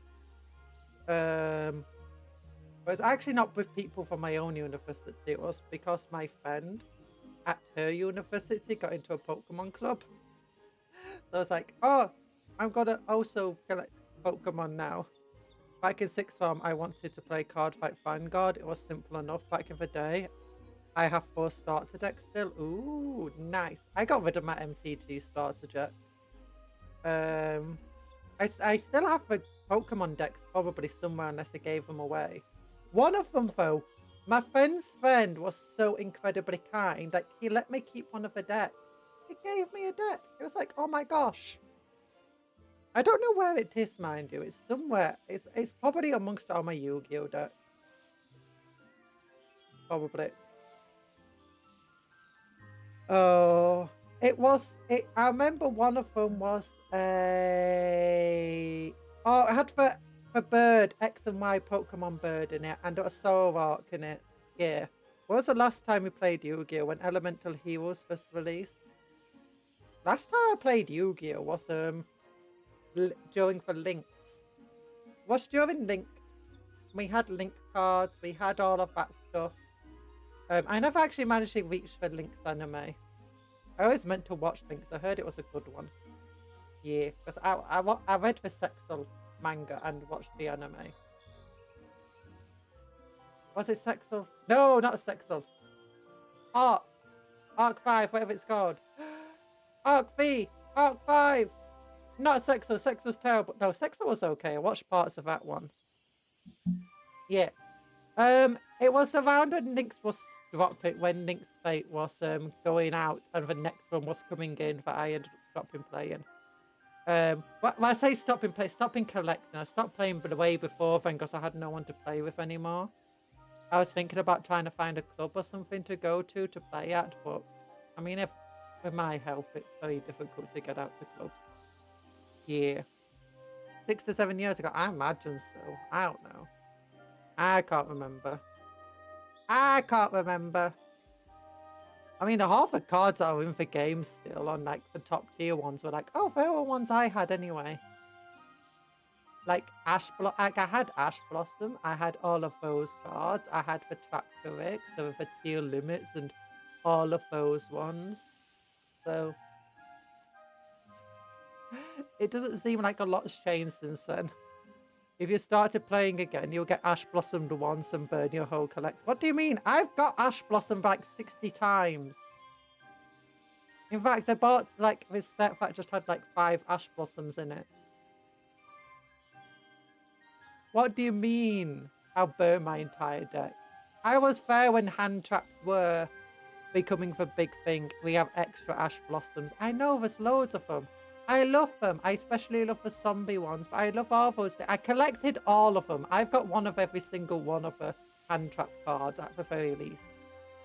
And I've even got these little cards that are like full art, non-playable versions of them that they did for like special edition stuff. That was a lot more recent, but I saw it as like, oh, pretty art.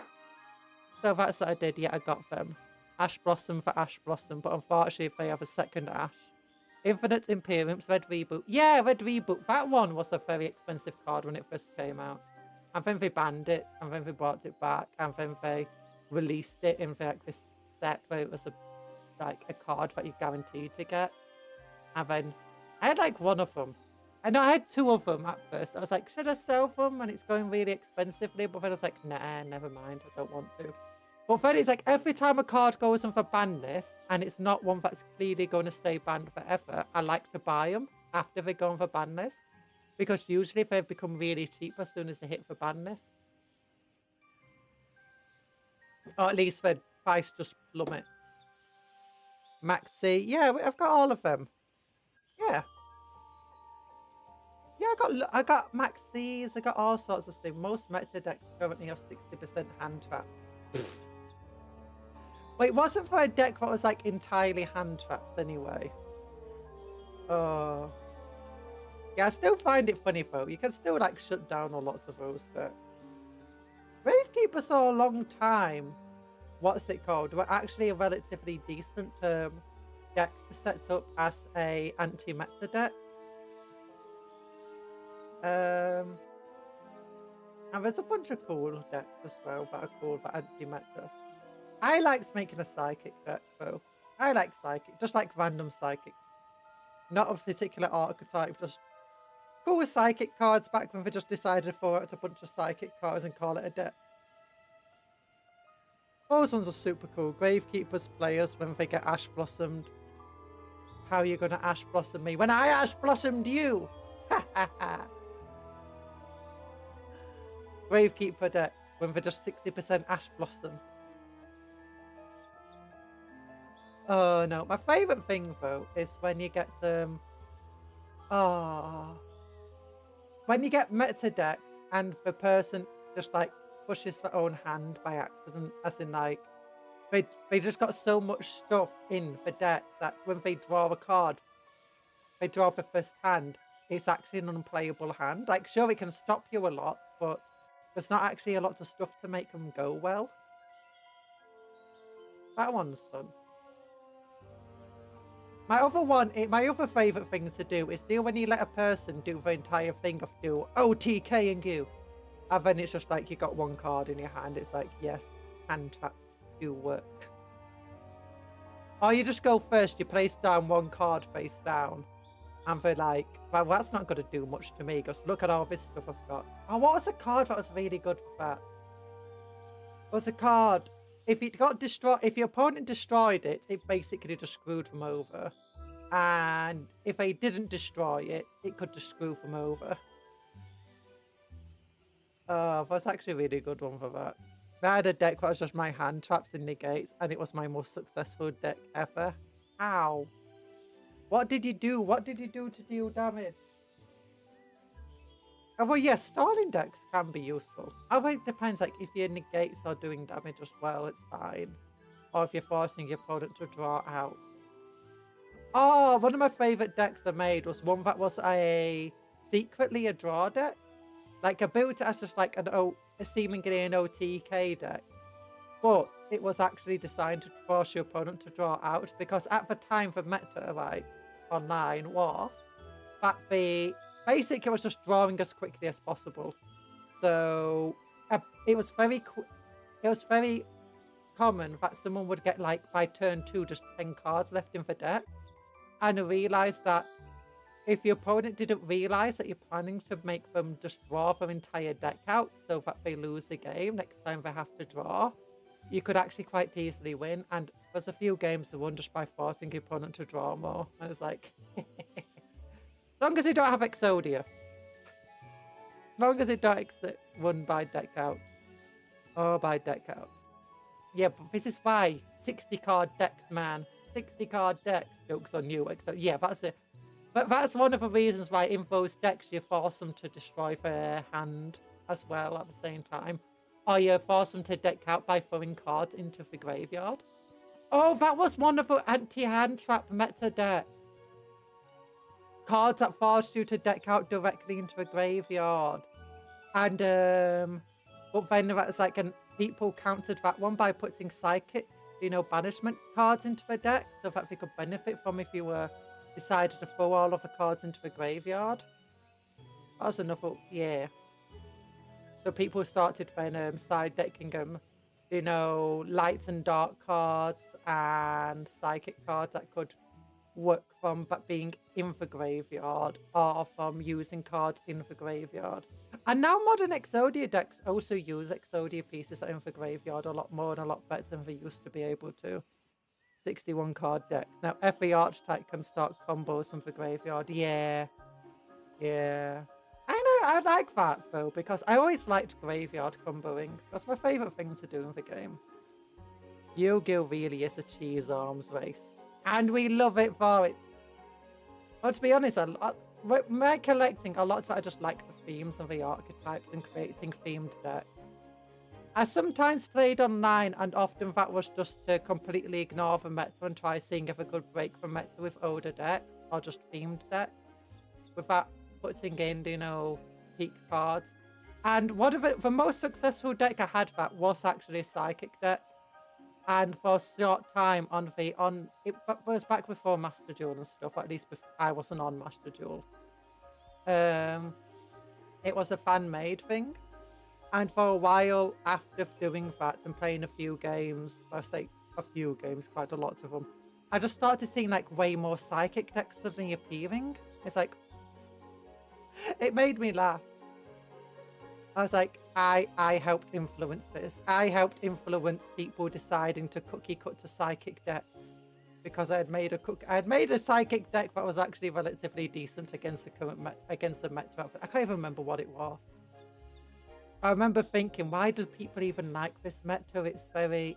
It was definitely one of those times, and the meta wasn't necessarily the best thing you could do in the game. It was just, everyone was cookie cuttering really weird decks, and it was just...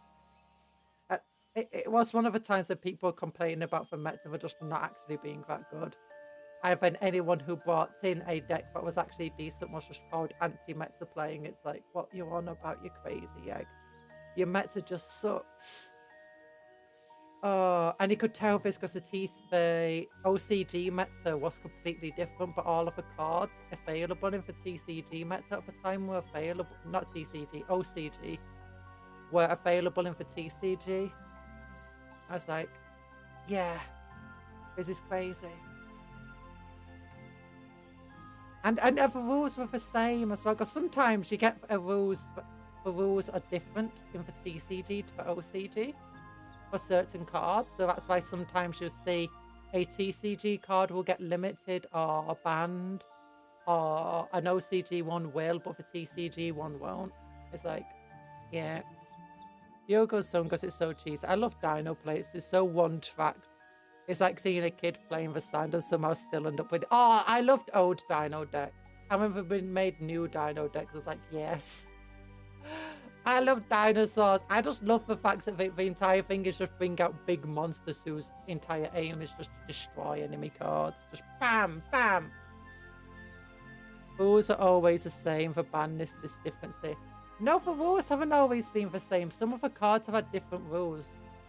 But then eventually the TCG rule got erected to match the OCG one. I can't remember which card it was. But if you watch enough Yu-Gi-Oh! Shorts or whatever, you're probably going to find the cards I'm talking about. But there have been a few cards throughout the game where the rule for a certain card is different. Also, sometimes like an archetype gets released and the TCG just doesn't get the card. Or the TCG gets an extra card for the archetype that the OCG doesn't get for a while. It's very rare that one happens, but sometimes it does, and sometimes that can change a meta. Suddenly a deck that wasn't that great suddenly becomes really good because of this one card. Or a deck that should be really good isn't that great because it's missing a really good card. So it's like, did someone say dinosaurs? Yeah, dinosaur decks!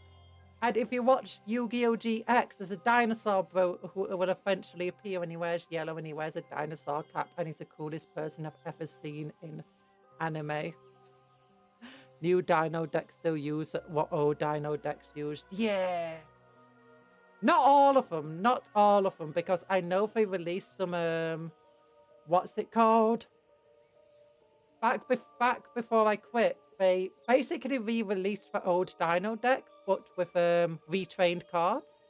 And the retrained cards didn't require the previous cards and were just so much better. Like, you had the dinosaur that you usually, the only way to summon was to tribute 2 monsters for. But now it could actually summon itself. And it was very generic card, so it could be put into pretty much any dinosaur deck, like the old dinosaur cards. And there were a few retrained cards like that one, and I think those are the ones you still find definitely a lot. And some of it, that also made some of the other old dinosaur cards suddenly a lot more usable. Because they could, oh, what's it called? They worked a lot better with the new retrained dinosaur cards. No, Babysaurus is still meta. Babysaurus! You're thinking of the double evolution pills, yeah. But also the big monster. The big, like, monster of the time was... I swear that one got a retrain, like Gigasaurus or whatever it's called. It was a lightning monster. Originally had, like, it was level 8 Earth. Was it 3,000 attack? I don't think it was quite 3,000, I think 2,800. And it had the ability where it could, like, destroy one monster on the field. And then it got a retrain where it could summon itself by removing cards from the graveyard. And it had, like, 3,300 attack. And it could destroy 2 cards on the field by discarding a card. It's something like that. I'm really trying to remember a card that I didn't play with much. So, Ultimate Conductor. It might have been that one year. I don't know if that card gets still used. I know that when it came out, it was actually a pretty decent card. There's no dinosaur that does. I swear it was a card. Was it not that? Was it not? Maybe I'm misremembering it then. Maybe I'm misremembering it. Yeah, Ultimate Conductor Tyranno. Ultimate Conductor. Okay, let me Google. Because I'm trying to remember things some years ago. Ultimate Conductor Tyranno. There we go. Oh no, that's not even the card I'm thinking of. It was a different card. But yeah, this is a good card that came out. Cannot be normal summoned or must be first summoned by banishing 2 monsters from your hand, 3,500 attack. Once per turn, you may destroy 1 monster in your hand or field, and if you do, change all face-up monsters into face-down defense position. Oh yeah, that one was really cool. Yeah, okay, that might be what I was actually thinking about. Never mind. Yeah, it's that card. It's that card that I was thinking about. And it was like a retrain of conduct. Wasn't it like a retrain of a different card? Yeah, that was the one. I misremembered its effect. I'm sorry. Was it a retrain of yeah, Superconductor Tyranno. There we go. Yeah, I know Superconductor Tyranno had 3,300 attack. And its ability was just 1 per turn. He could tribute 1 monster to inflict 1,000 damage. Yeah. Yeah, Superconductor was okay back when it first came out, but then was kind of terrible. And Ultimate Conductor is a retrained version that's just so much better. Thinking of Armored Dragon level 5. Yeah, I was probably getting it confused with other cards. Yeah, Sorry, I was getting its effect confused a bit. I still knew it was getting summoned by banishing 2 dinos. And that it had an ability where you had to destroy one of your own cards to flip everyone face down, and you just attack them all. Superconductor Tyranno was a retrain of... What's it? It's now retrain of both of them together because you got Ultimate Conductor Tyranno. And so, oh wait, Superconductor Tyranno was a retrain of Black Tyranno. What's it? Black Tyranno. What was Black Tyranno? And why has it got to be black? Wrong. Was that a retrain? I know there's the Ultimate Tyranno. I thought Ultimate Tyranno was a retrain of Black Tyranno. Let's look at Black Tyranno. What does it do? Except, if this card controls a defense position monster, this card can attack. Oh, that's cool. 2,600 attack. The law is steep. And then you got Ultimate Tyranno. Ultimate Tyranno. I had all of these. I love the dinosaur decks more in theory than actually playing them. Okay, what does Ultimate Tyranno do? This card can attack all monsters your opponent controls once each. Oh yeah, Ultimate Tyranno. So Ultimate Conductor Tyranno is basically a retrain of all the Tyrannos mixed together. No, it's a combination. It's not even a retrain. It's a combination of them all. Conjure, think twice before you say things. Why did it have to be? I said that's a joke against what's it called, Yu-Gi-Oh in general, especially since they renamed like Black Magician became Dark Magician, and a bunch of cards like that became what's it called? Like Dark Hole was meant to be like Black Hole, and it just became Dark Hole instead. And they just like every time the word black came along into Yu-Gi-Oh, they just like for a while just turned it into dark. Which was arguably more racist than just allowing it. Oh yeah, Red Eyes B Dragon. I felt that the B stands up. No, it doesn't. No, it doesn't. There's also Infinite Tyranno, which time forgot Infinity Tyranno. I remember Ultimate Tyranno actually being for a while a card. It was a card that for a while became relatively meta because it could attack every single card your opponent controls once each. And being an earth monster, it was surprisingly easy to summon. And level 8.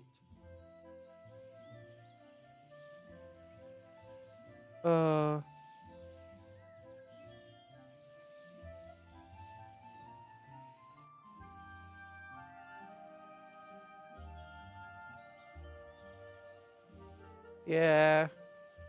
Infinity Tyranno, you read it wrong.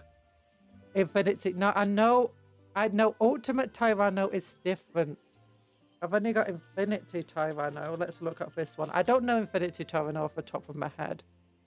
Oh yeah, Infinity Tyranno. Infinity Tyranno was definitely meta because that one's level 4 and an Earth monster. Earth monsters so far were really easy to summon out. Oh darn it, every time I look over at this screen, my model breaks. Let's look. The original attack of this card is equal... No, that one was only meta in dinosaur decks.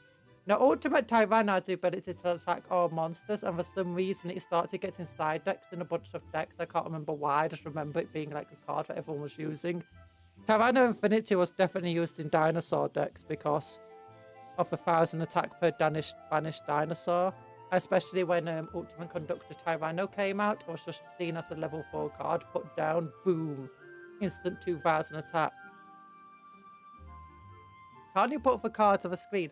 No, I can't. I get copyright struck. No, that's because it's hard. And actually, I can do this. I can. Let me open up a new... Let me open up a new thing. So this way we can go onto Game Boss. I can put window capture on. And we'll make it new tab Google Chrome. There you go. Okay. Okay. Actually, I should probably just hide it for now. There you go. So now we can put the cards. Grenmasu de Esa Dex Conjuror. Grenmasu. Grenmasu. I know Grenmasu. Wait, would he be in a dinosaur deck?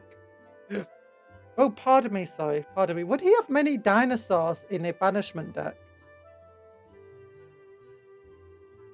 I guess you could do, because dinosaurs did start banishing quite a bit at one point. There we go. Why did a burp?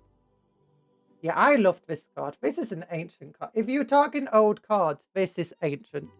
Back when I was a very, very, very, very, very, very tiny kid. Like, back in primary school era, there we go. I have to be careful that the adverts don't give me away or something. There you go. There you go. What's this? Grenmaju. This card's attack. Here's a one deck you thought about. What do you mean one deck I thought about? What do you mean one deck I thought about?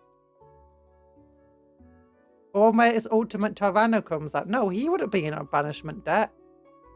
No. They really didn't translate his name. No, of course they didn't. Why would we bother translating his name? Why would they? Oh my gosh. Why am I getting adverts for crazy things? Why am I getting adverts of crazy things? Okay, what am I doing? He's a fire monster. I thought he was a dark monster for some reason. Oh, this guy is amazing. Why? This is why you get an ad blocker, silly. You know what? I should probably open up Brave. Give me a moment. I'll open up Brave. Brave is our friend over here. No, Brave wants to give away all my information. Stop it, Brave. I turned off that stuff. Okay, you know what? Screw it. You screw it. And I'm just trying to get me doxed. Oh, you know what's really annoying about turning off locational information nowadays? Is everything seems to just bypass location data. Oh, sad, sad. I play Pot of Greed, allowing me to draw 2 cards, and with all 5 cards, I play the Exodia. You don't play Exodia, you just instantly win. If you play the Exodia, you don't get a chance to win.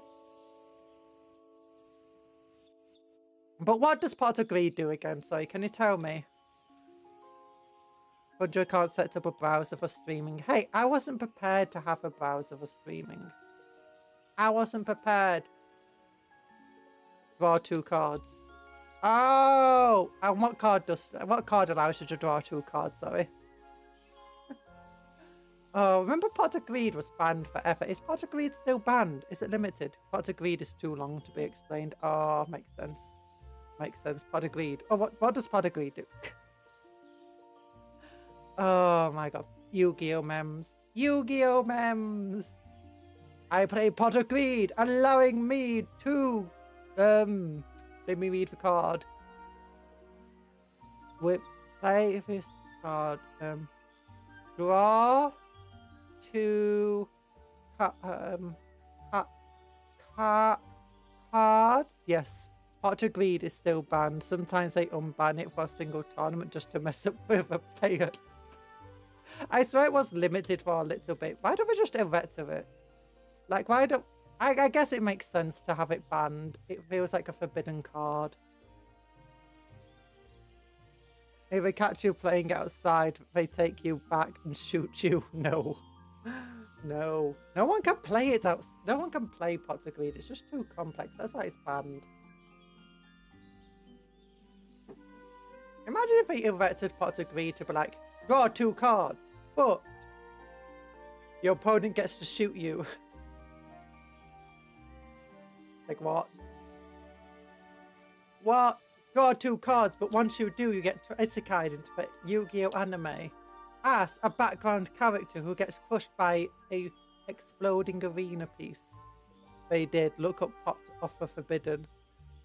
No, no, no, no, no, no, no, no, no, no. I mean, like, just ENvtuber. No, that's called a read. It's not actually a read theme. That's just a theme.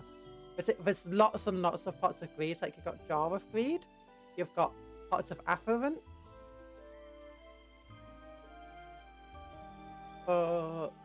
Is Monster Reborn still banned? I remember that being banned for ages. And when people were like, why is Monster Reborn still banned? Because it's kind of like, you know, terrible. It's not that great now compared to all the other cards we've got going on for us.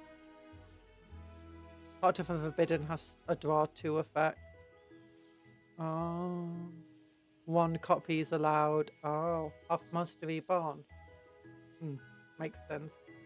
Makes sense. I gotta Google pot of. No, I'm not gonna Google Pot of the Forbidden. You're gonna Google Pot of the Forbidden. And you're gonna love it. There's a goose loose upon my house. You know what I'm gonna have to do? One day, what's gonna happen is actually it's fine. It's fine. So I put these like the goose on top of my house, right? Because Elias Stellaria is one of my like big inspirations of VTubing. And I put pigeons on my house because Uncle Luke, who was like the first VTuber I actually watched. And it's like, and she likes pigeons. She really likes pigeons. She would date a pigeon if she could. I think she's actually dating a pigeon. Oh. But yeah. Yeah, so that's how I put for my house. But I just think it's like, what happens if they actually did something like really terrible? Would I have to remove them? It's like, no, actually, no one would know. No one would know unless they look back at my previous streams. Oh no, they'll be able to look at my previous stream and look like goose. Goose on my house. How many times can I say that joke before it gets old? Wrong answer. It never gets old. I love Yu-Gi-Oh though. I have way too much Yu-Gi-Oh. Do you want to hear how much Yu-Gi-Oh? Do I have a Yu-Gi-Oh still in here? If so, I'm gonna grab one deck, and it's gonna be the best deck you've ever heard of. I still do have Yu-Gi-Oh. Let me look. Everyone loves Goose Girl.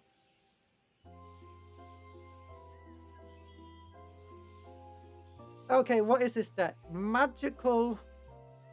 I can't read it. It says magical something. Magical muskets? Magical muskets? Yeah, oh yeah, it's called Magical Musket. I forgot the Magical Muskets were a thing. Oh yeah. Oh my gosh, guys, do you remember Magical Muskets? It's a Yu-Gi-Oh deck. Did you see the new game, Tiny Glade? Never heard of it.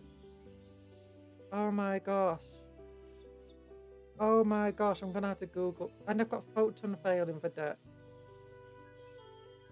It's a light-themed deck, and everyone's got a gun. How did they would not be able to get away with this in old-fashioned Yu-Gi-Oh? Oh, Honest! Honest! Oh, Honest plus 1's OP. Magical Musketeers archetype of cards that care for columns like the absolute nerds they are. Yes! Yes! Oh, how did I forget about these nerds? Okay, I'm gonna pick up a different deck.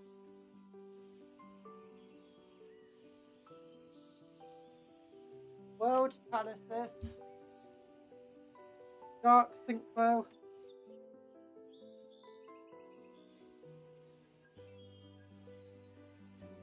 What's this? Oh yeah, I've got a blue. One of my Blue Eyes decks are here. Okay, so I've got a World Chalice deck. Oh, World Chalices were cool. They were linked. I liked them. I wanted to collect them all, but at one point they were super expensive. Like for some reason, everyone just wanted World Chalice monsters. Like, no! I mean, it's because they look cool, I guess. And because there were some cool, powerful monsters amongst them. Guardian Justicia, normal Dragon Tuner, level 2 water. Oh, when you play against Magical Musketeer player and they have to awkwardly beg you to consider the columns, otherwise the TSC deck just doesn't work. You know what? But I mean, that's what Yu-Gi-Oh is all about. The tiers are not numbered. Alphabet. where tiers are numbered, not alphabetical. Oh no. Oh no. Oh, Dark Synchro. What is Dark Synchro? Oh, Rainbow Dark Dragon is in the Dark Synchro deck. Black Salvo. Doom Shamo. Wee Witch's Apprentice! Oh, I forgot about that. Oh, and Doomsday Horror. Dark Arm Dragon. Dark Illusion. Dark Resonator. Pot of Acquisitiveness. Banish 3 monsters. Shuffle all 3 into a deck and draw 1 card. Oh, Axe of Despair. Prometheus, King of a Shadow. Gaijin Street Patrol. See, this is what Yu-Gi-Oh's all about. Making terrible tier C decks. That's what Yu-Gi-Oh's all about. That's what it's... If you're not making terrible tier C decks just based on some cool and weird funky looking cards. World Legacy was the first major story archetype that united many storylines and continued them. Are you sure it was the first one?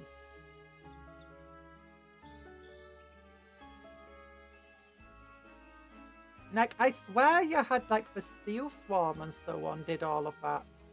Because the Steel Swarm related to all sorts of fun. The first big one. You had Steel Swarm and it went on to... Oh, what did it go on to? The other Swarm of deck.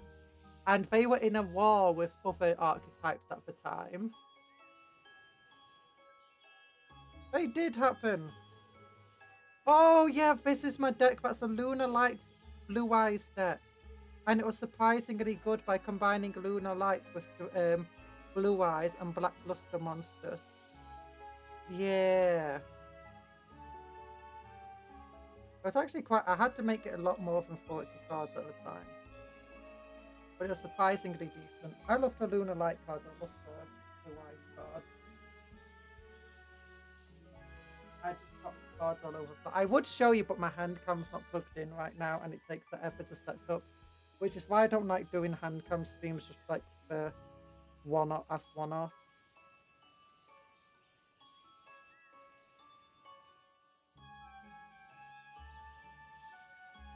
There we go. I didn't drop any more. Yeah. All the TCG talk makes me want to try and build a Vanguard. I never played that. I do have a bunch of Vanguard boxes because they had some cool box art that was relatively cheap.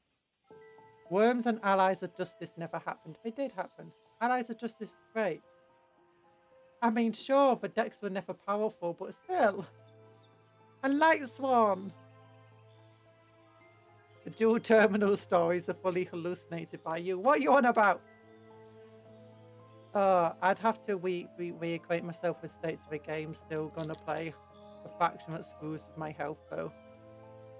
I think Vanguard now has an online game. Does it? Oh, that makes sense. I always thought it was online when I first heard about it. I was like, oh, it's actually a real card game. Okay, I'm putting decks back.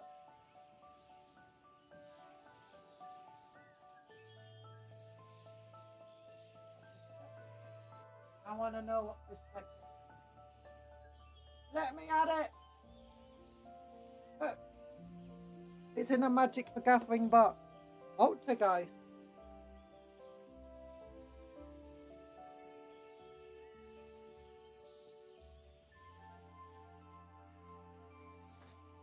There you go, I'm back. Okay, it's an Poltergeist bat. MTG box. Now, I got loads of boxes. I had to get loads of different types of boxes because I had hundreds of boxes, right? And each one... Oh, I remember Poltergeist. They had the Medusa cards. Oh, yeah. Oh, I loved them. Oh, they were meta for a short time as well. Oh, and had Gigabyte in the deck for some reason. Inari of Fire. What is this deck? Oh my god, so many traps. Solemn Strike.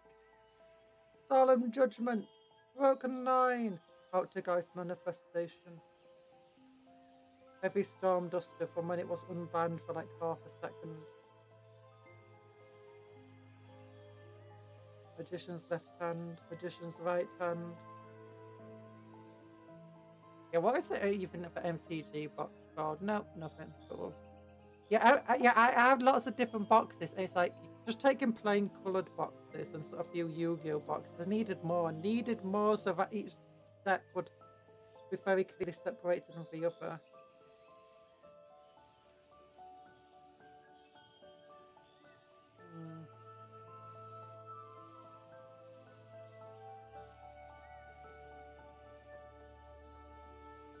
Oh yeah, I remember this deck. I remember why I added Gigabyte to the deck. Because Gigabyte can special summon itself from the hand as long as you have a what's it called? A spellcaster out, and then when it's removed from the field, you can special summon one of the other types, like Inari of Fire or Nefarious Archfiend. And then you could use them to XYZ into other cards, or to link summon into non-Arctigaris monsters. Or even Synchro summon if you needed to, but I don't think you use this deck with Synchros. Yeah, I didn't use this deck with Synchros, I used it for XYZ. That's not how XYZ is pronounced. Yes, it is. You American traitor. I am the language is English. I am English. Of Scottish descent. It's XZ. It's XZ. It's like EZ. XEZ? I'm not even American. The game is literally Japanese. You had the anime dub. Yeah, but they just pronounced it wrong. They went with the American pronunciation of XYZ.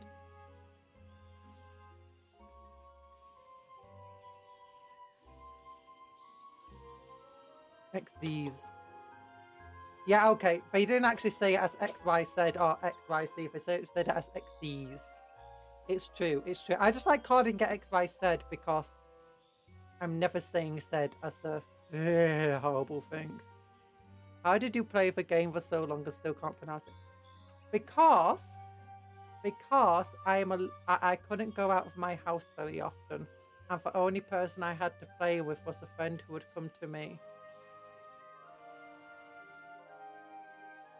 And I stopped playing because my friend could no longer have the time to, you know, meet up with me, so I stopped playing the game. Now you regret asking. Yeah, that's just my life though. That's just me. It's like Warhammer. I played Warhammer a lot, mostly by myself. Yay! No, I actually went into a shop quite often. But a lot of the time when I went into the shop, I didn't get to play with anybody. So I just like play by myself at home most of the time. It was fun. I had great fun playing.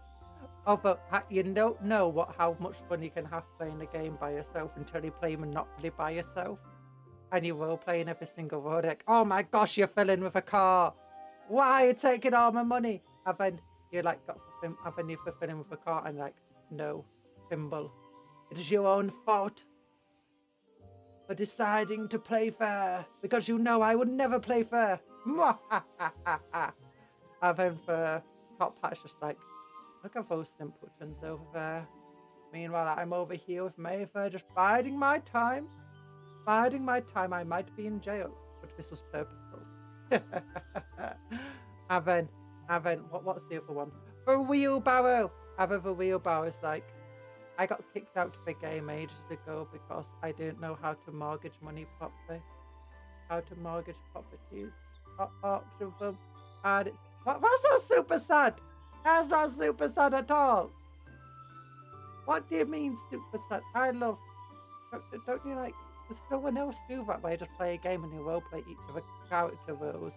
It's like, You know what's really amazing though? When you do that but you play badminton. So you set up, you use a clothesline, right, as the net, and then you hit the badminton thing, and then you run over to the other side and you hit it back to yourself, and then you run over to the other side and you hit it back. You can't do it as easy with tennis, but with badminton, it because of the shape of the shuttlecock, it takes a while to fall down sometimes if you hit it just right.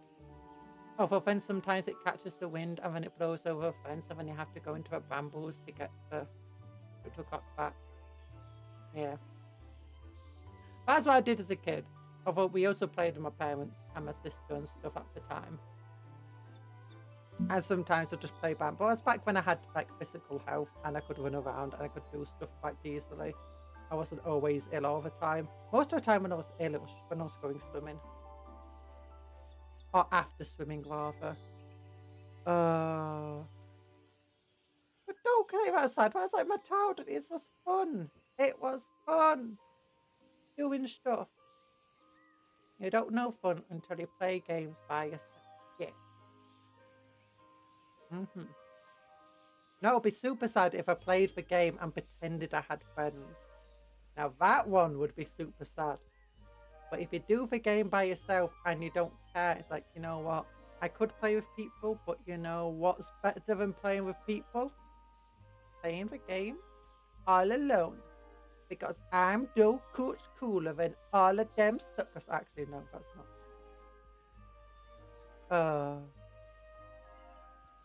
But then it's like, what else? Yeah, but most of the time when I played Yu-Gi-Oh, I actually did just play by myself. I did play a bit online, but a lot of the time when I did, it was just against the AI bot. And then just sometimes I played against people, but I always felt really bad if I beat somebody. I didn't like beating them. Then I didn't like it, like... And sometimes you start winning from them, they just quit through the game. Or you like I'll be like a really good, you know, a playthrough where you're both just like going back and forth. And it's like, yeah, this is a good game. I've ever just quit out. But turns out, as someone who's done some floor hammer, playing alone is fun. It is. You can roleplay so much better. And sometimes, if things don't go the way you want, you can re-roll the dice. Oh. It's also much quicker than playing with somebody else. When you play with somebody else.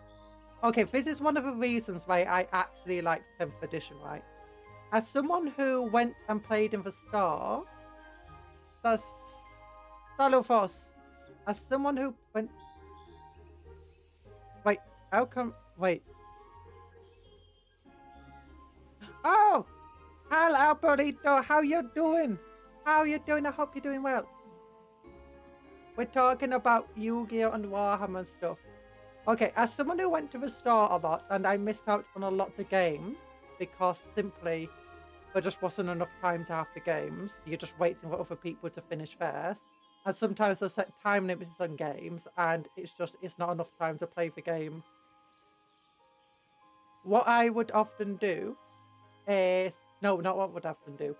The thing that really cut into the game time, right, was just so much of a decision making, like people going, oh, you can't, that's not how it works, arguing over rules, trying to get rules done correctly, or trying to do measurements, trying to see who's in range of what, who gets what cover, do you get this cover, does this happen here, does that happen there?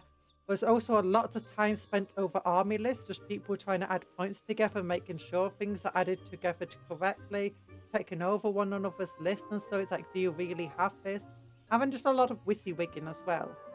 And with 10th edition, a lot of that goes away. Like, now you don't have so many points. Almost everything is just a free upgrade. You're basically just choosing what you want to give your troops. So you're not having to worry as much about how much points you're spending on stuff. And when you're not worried about as much about spending points on stuff, people suddenly become less concerned about what you see is what you get. When you don't have as many points, when it's not like, here's a plasma gun, it costs 5 points. But when it's just, I can upgrade for free to a plasma gun, people suddenly go, okay, you know what? Because that plasma gun isn't the official one and you just converted it into it or whatever, or that's on a vehicle, I don't mind, I don't care. It's a free upgrade, who cares?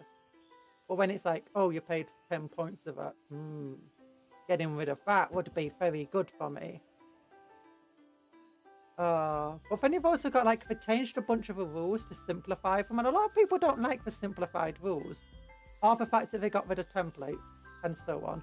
But as someone who played back then and just, like, had so many games I couldn't get to because it just took so long, these simplified rules seem like they're just going to solve so many more arguments so much quicker.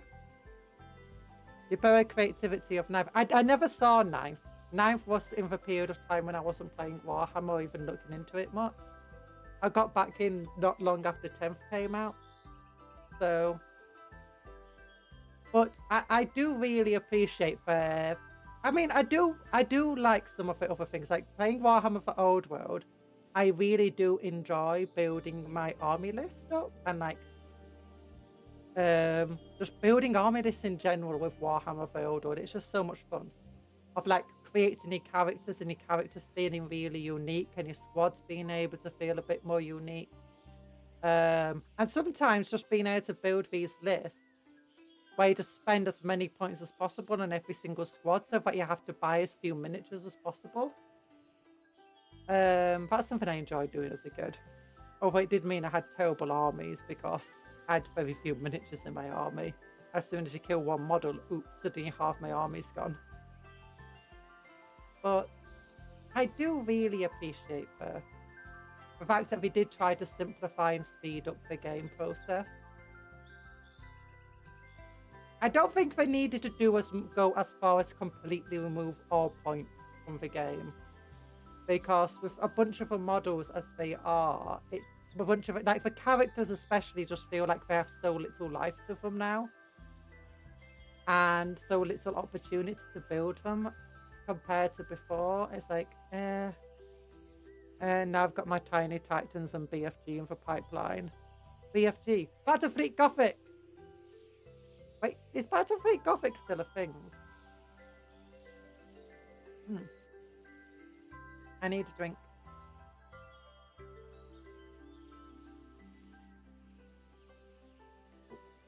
Is Battlefleet Gothic still a thing? I kind of wanted to get into Battlefleet Gothic, and I saw a couple of games of it. Yeah, plenty of people still play. Also 3D printing for days. Oh, so it's not an official thing anymore. Ah, okay. It's like what happened to Necromunda for a little bit before they brought it back and made it cool. Gabadow. I still wish they made Dreadfleet a full game though. They released their Dreadfleet, right, in limited edition. And I loved just how cool it looked, and I loved the gameplay, and I wanted to play it like with my family and whatever, because my family likes board games. But the thing is, just a lot of board games are kind of terrible. So it's like, oh, this could be really good for a family, but I just never had the money to buy it. It was only sold in limited edition. And but for rumors that if it was popular enough, they might, make Dreadfleet a full game series like Battlefleet Gothic, but then they never did it. It's like, oh, I was so sad. I was so sad. I think you can still buy Battlefleet, buy Dreadfleet. But I know I did get to play it in the shop a few times because they actually set up a special board for it, where just anyone could come and play as much as they wanted of it. And because it had so many ships, you could have quite a lot of players. It was really fun doing that. That's a fond memory I have. I say fond memory. I have a mildly fond memory. I don't really remember much. I just remember it looking cool. It was a long time ago. I was only a kiddie. I was only a kid. Yeah. Oh my gosh. I'm so warm. I should have opened a window. Oh my gosh. Look at iOS following Biomare. Fire! Run away from iOS! They're gonna steal your money. You know what we need to do? Actually, while I'm here.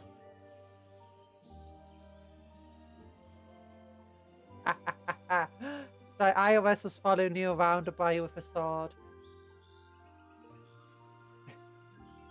And Fire's still here. For eat. Now Badu do a death for me. Talking about the tiny cupcakes. I'm sorry, yeah, the tiny cupcakes. It's a tiny cupcake version of you. How is Fire doing? Fire's doing well. She's helping team up on iOS. Oh, she's just been stabbed in the back by a Ramon. Oh, she's got decent health. Oh, she's losing health. She's doing well. I'm still alive. I've got like 0 HP. Oh, it just exploded. Never mind. Mongoose versus Bayer. Oh, Bayer lost out in that fight. Tony for Tanuki is chasing after Bayer. Bayer's one of the last ones remaining. The Mongoose. Oh, Bayer is still alive. She's about to get health kit. No, no, no, don't let. Bayer, what are you doing? What are you doing? No, no, you almost had it, Bayer. No. The Mongoose won. Me win at least today. You died at the start. I'm sorry. I'm sorry, Elite Trainer. A Mongoose won. Joke. Joke. I tried to rig it for you, Briar, but there's only so much I can do. Actually, I probably could have done stuff. I didn't try to rig it for you. I just decided to follow your character. Follow your little cupcake. Look at that. Look at that little mass bomb. Don't mass bomb. No, we gotta drop bombs everywhere. Why can't we just mass dance? Nah, most of the bombs landed in the middle. Oh no. Oh no. El Burrito. El Burrito. Oh no, what's happening to you? El Burrito, no. Wait, Bayer survived. Bayer survived. Yay. And Talan survived. Oh, and Xavier survived. And Anthony. What's happening over in the corner there? Lemon. I don't know how Lemon managed to climb up there, but they've survived. Oh no, why are you bombing? You keep bombing yourself, Elite Trainer. It doesn't work on me.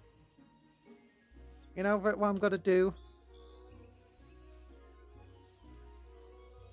There you go. Take this.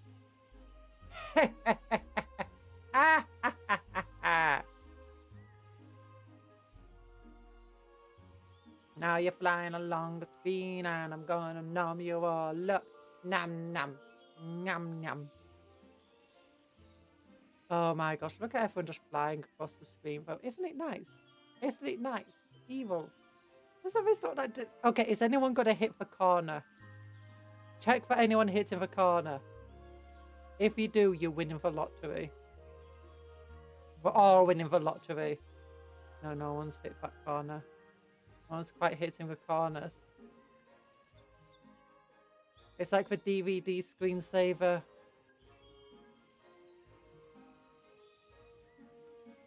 Oh, not quite. In the corners. I float. Help! Don't worry. Don't worry. We all float. We all float down here. I've never watched it. Oh no, everyone's falling. Oh, oh, oh, oh, oh, oh. I've never watched it. Or IT, or whatever it's called. IT Crowd!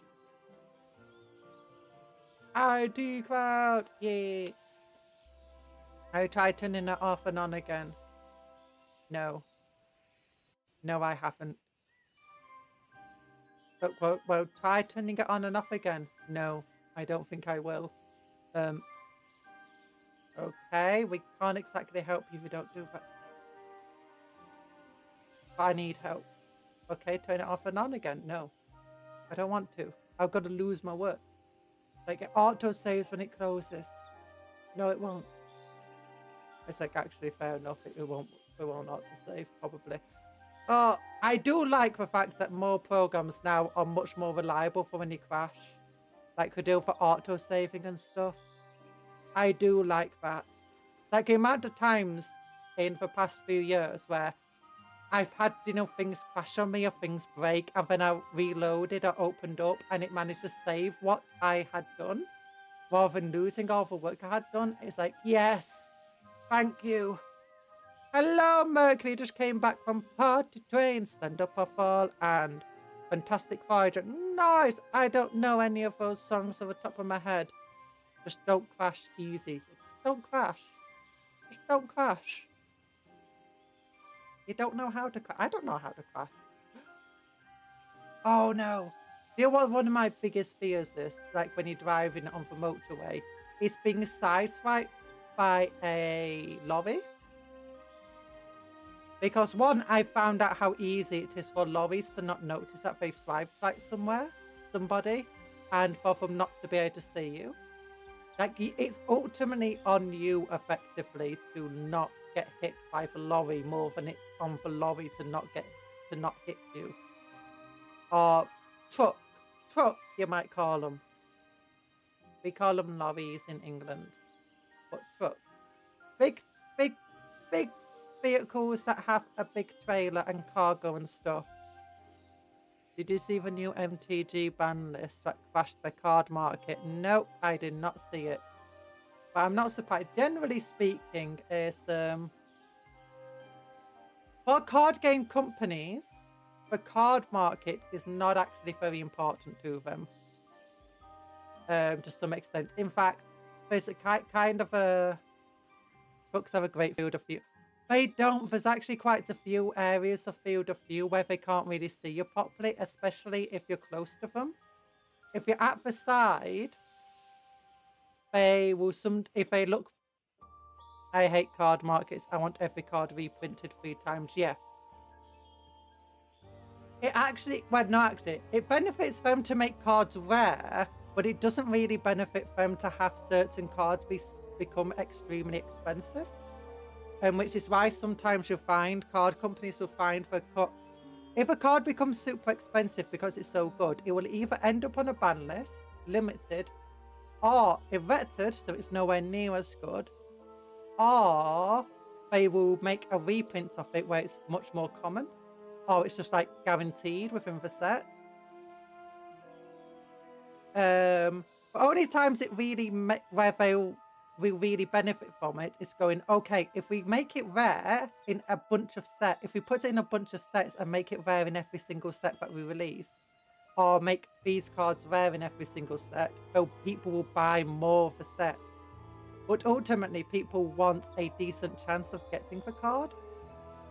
So, generally speaking, they don't really want card markets just to be this constant with certain cards at the top of it. They want the card market to crash. They want new cards to get to the top. They want it to be ever evolving and crashing because it benefits them. People will be buying different sets. People will be buying more sets. People will be buying the new sets. Now trucks have more mirrors and cameras unless Britain still uses 1980 trucks. The EU has amazing truck regulations. No, we still do have all of them. I guess it is better nowadays. But still, trucks are scary. Trucks are incredibly scary. I know for a fact, anecdotally, there's a blind spot big enough for a car in front of a European truck cab. That is also true. I mean, with cameras and stuff, you can get around those blind spots.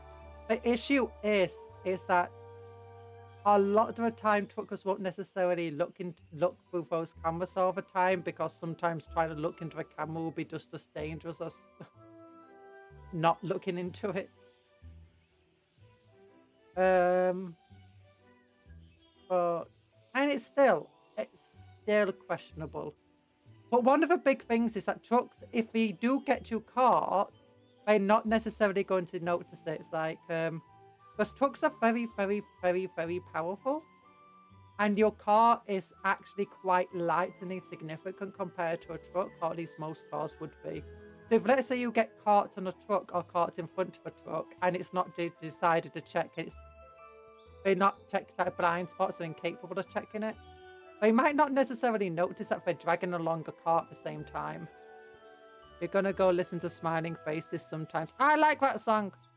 I'm better off alone and you know how to love me. Bye bye. My father drives a truck for work. He took me to a job many times. The most dangerous thing about trucks is that if something they hit, they'll just drag it along without noticing. Yeah, that's scary. That's what I was trying to say. It's scary. They won't notice it.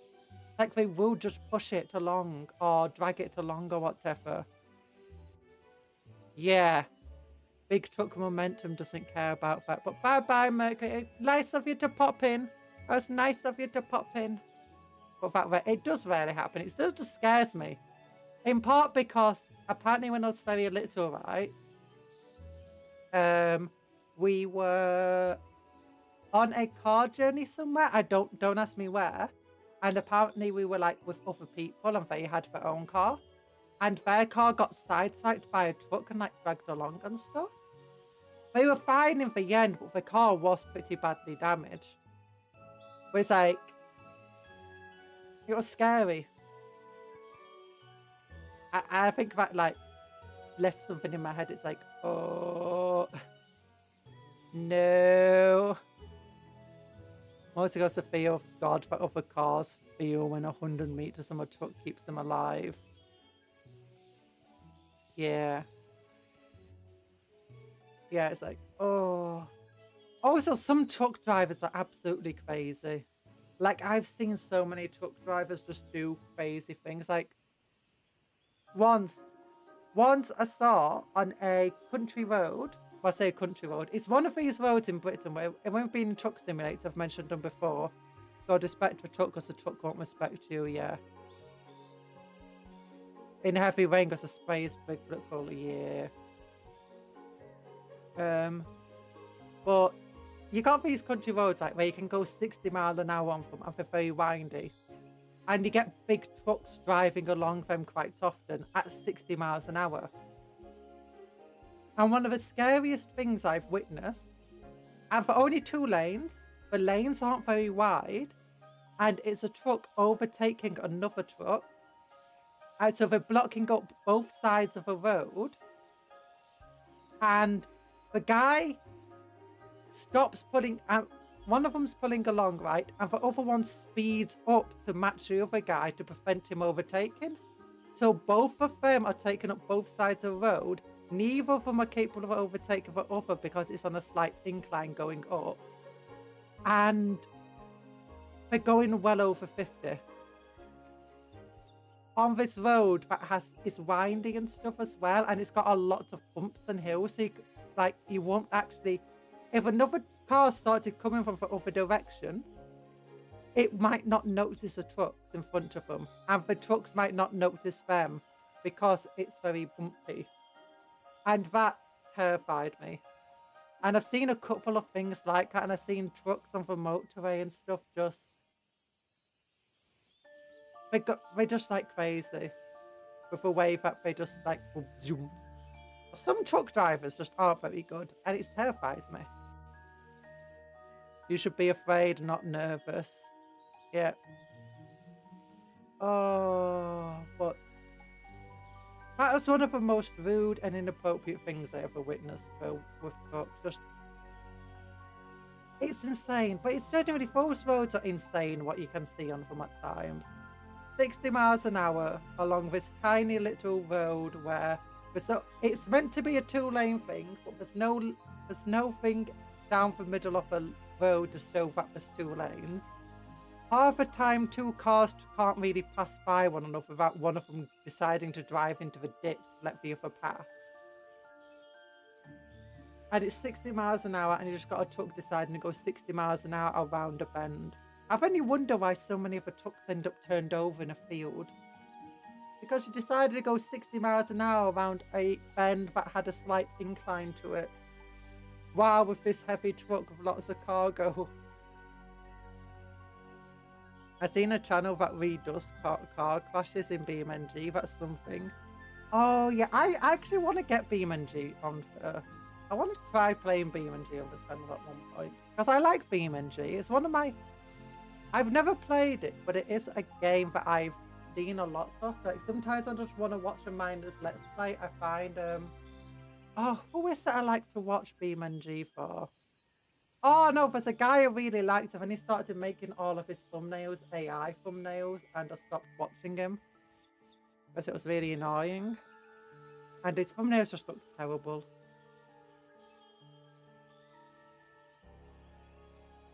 It's on discount right now, is it? Oh, I swear I have it on my wish list. Maybe I don't. Maybe I don't. BeamNG. Sparking Zero is available for pre-order. It's 60 quid though. Oh.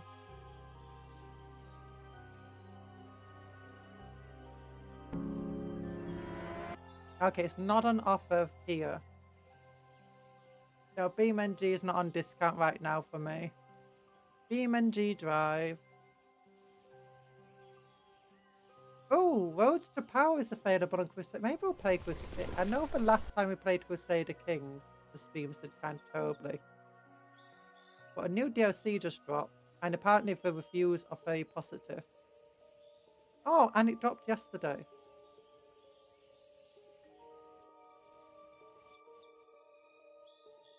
And let's see. So DLC brought with it a new start date, immense amount of flavour, new government type, great modability. And you got Landless Adventurers. Ooh. Yeah. Oh my gosh. We need to play for new. Okay, next week we're going to play for new Crusader Kings. Maybe it was only this weekend. Maybe it was only this weekend. I missed it. I've been looking at games. Every so often I go onto Steam and I go onto specials and then limit. I basically go any game that's under £7, isn't a DLC, isn't already in my library, even if it's on my ignored list. Because there's a lot of games on my ignored list from before I started streaming. And from my early days of streaming as well, actually. Oh, Way Out is also heavily discounted right now for future collabs. Oh, Way Out. I'm not sure I want to play A Way Out. I've seen that game. Like, I've seen Let's Plays of that game like twice. Wait, is it Way Out I'm thinking of? Let me look. Oh, Way Out. Oh, Way Out. Yeah, it's the two people who's trying to escape prison. Yeah. Kind of ruins the game when you know everything about it. It's down to a 5 of us, so maybe. Did you check out Tiny Glade? Okay, let's look up Tiny Glade. Tiny Glade. 1087. Oh, it looks cute. Buy Cozy Collection Bundle. Summer House. Bespoke here! I'm sorry, I'm ignoring Tiny Glade right now so I can look at a different game for Made called Bespoke here. A city building sandbox, a futuristic city. No goals, no management, just creative, dark, cozy vibes. Oh, okay. That's kind of more disappointing. It has no game mechanics. It's just build a city. Cozy contrast. No, it's a cozy collection, definitely. Buy Tiny Flipper. Tiny House Flipper. Okay, what is Tiny Glade? Sorry, I'm looking at it. Tiny Glade is a small diorama builder where you doodle whimsical castles, cozy cottages, and romantic ruins. Explore gridless building chemistry as the game adorns your glades with procedural detail. No management, combat, or goals. Just kick back and turn forgotten meadows into lovable dioramas. That's okay, I suppose. I don't think I want to spend a tenner on it, mind you. If it's just building stuff, it's...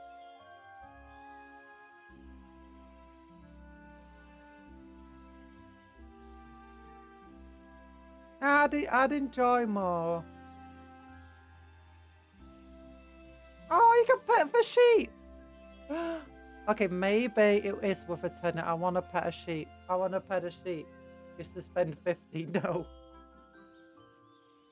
Oh. Oh, no. I think maybe for a Satsu stream it could be okay.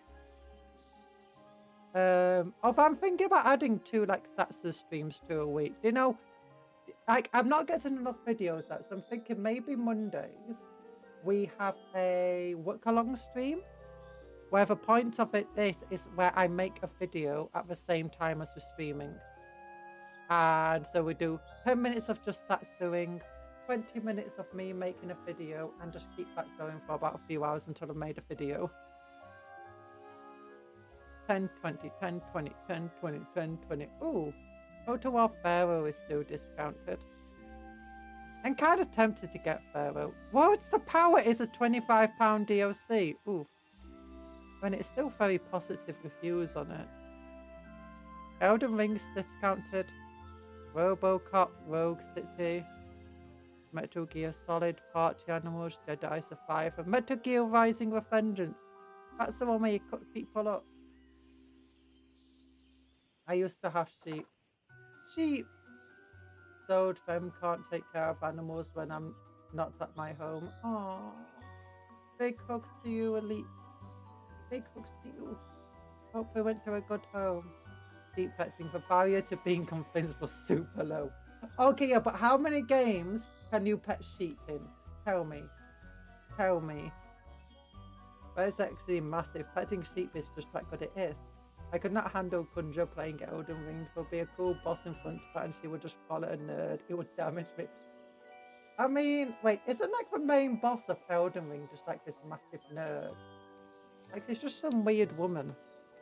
Like, what's her name? Begins with an M or something. Elden Ring boss. Elden Ring Melody. Melina. Is it Melina? Malenia. Yeah, big nerd. Blade of a Mika. Yeah. I mean, who would call herself? And Rani the Witch. I mean, she's just copying my style. Or my old style, definitely. You can't even pronounce them. They're all English names. Malenia. I'm Scottish descent. It's fine. I'm allowed to mispronounce them. Are you sure that's English? I think it's Spanish. Malenia, Blade of the Miquella. I'm going to frenzy. Her armor looks kind of like a Spanish nerd. And her sword looks like she's being a bit of a weeb.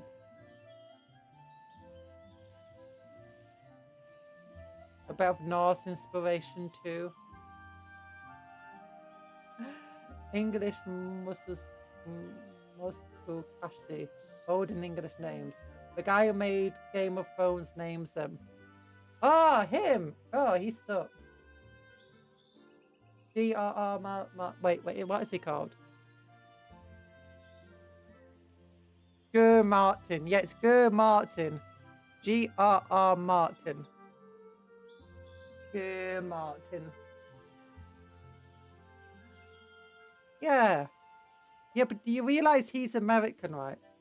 He's American. He's not British. He's not English. He's American. How? He doesn't know old English names. From the back of his shoe. Which apparently is got an old English name. I'm joking. Wundle, Wandle, Woodle, Martin. Okay, what does it start for? It's George Raymond Martin. George Raymond Richard Martin. Gurm. Also known by the name Gurm.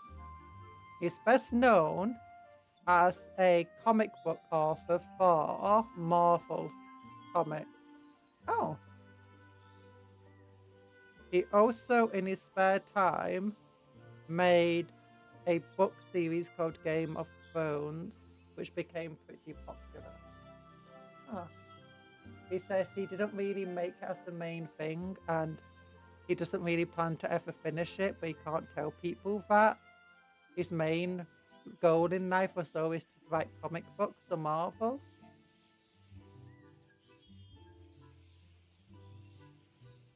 Oh, that's nice. Oh, and he also got to work on Elden Ring. Oh, he also helped create Wild Cards anthology series and contributed world building for the video game Elden Ring. The game has a silent tutorial and Conjuror is amazingly good at avoiding them. What do you mean, silent tutorial and I'm good at avoiding them? I've never seen a silent tutorial in my life. Tutorials are loud and proud. Why are you surprised he works on Elden Ring? I literally just told you that. Who? What are you on about? I don't know who you are. Oh. So...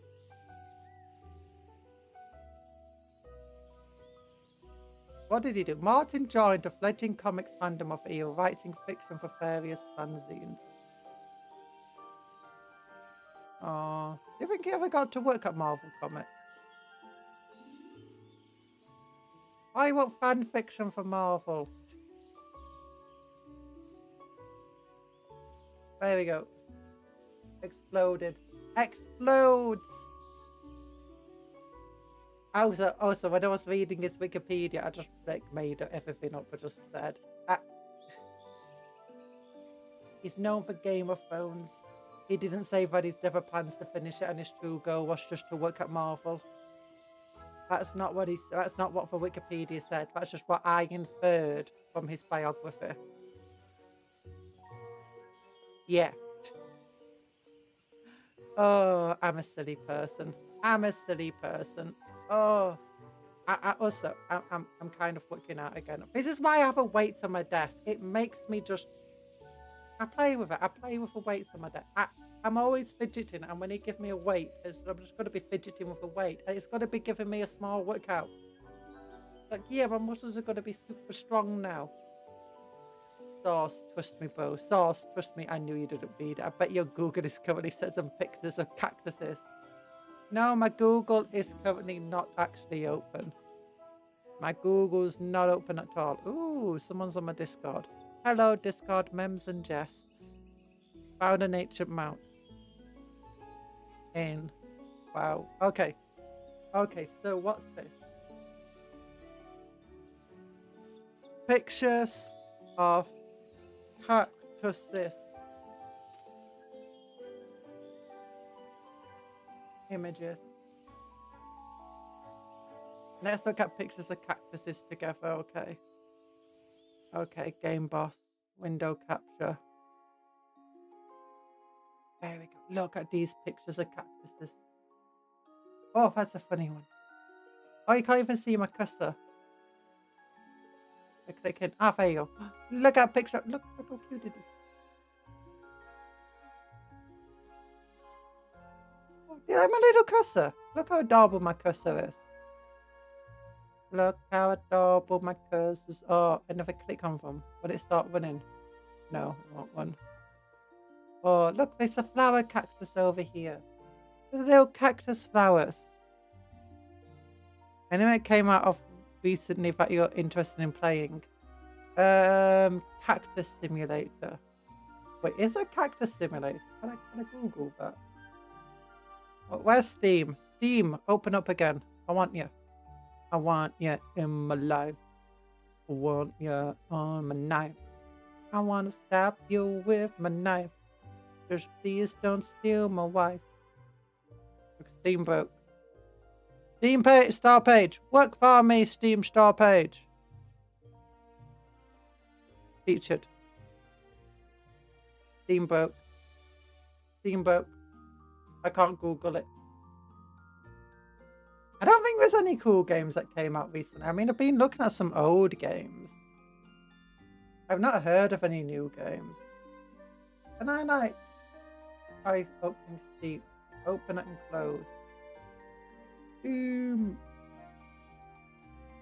No. Ah, there you go. It worked. Konami has a big sale on at the moment. Tiny Glade, Supermarket Simulator. Still got that horrible AI picture. Yeah. Monster Hunter Wild, Rogue Trader, Forever Winter. Wait, anyway, Cactus Simulator. Okay, but it's a Cactus Simulator. A Cactus Simulator 2. Oh my gosh! And it's got positive reviews. It's a game in which you become a cactus. About this game, Cactus Simulator 2 is a game in which you become a cactus. This game will give you a meditative gameplay. You can stand and contemplate the beauty of the desert around you, living your life as a cactus. You can also perform actions that cactuses usually perform, standing in the same place. New features: 5 playable characters, 2 game modes, arcade and realistic. Dynamic change of day and night. Realistic graphics. Canonical features: you are a cactus. You are in the desert. There are other cacti around you, and not only cacti. Gonna need to get a new console first, though. You're gonna need to get a new console. A Cactus Simulator 2. It doesn't require much. It only requires a GTX 560. Minimum requirement. Pretty amazing.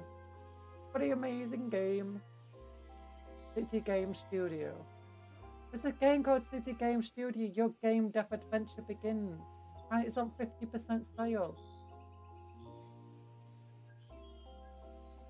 What is this about?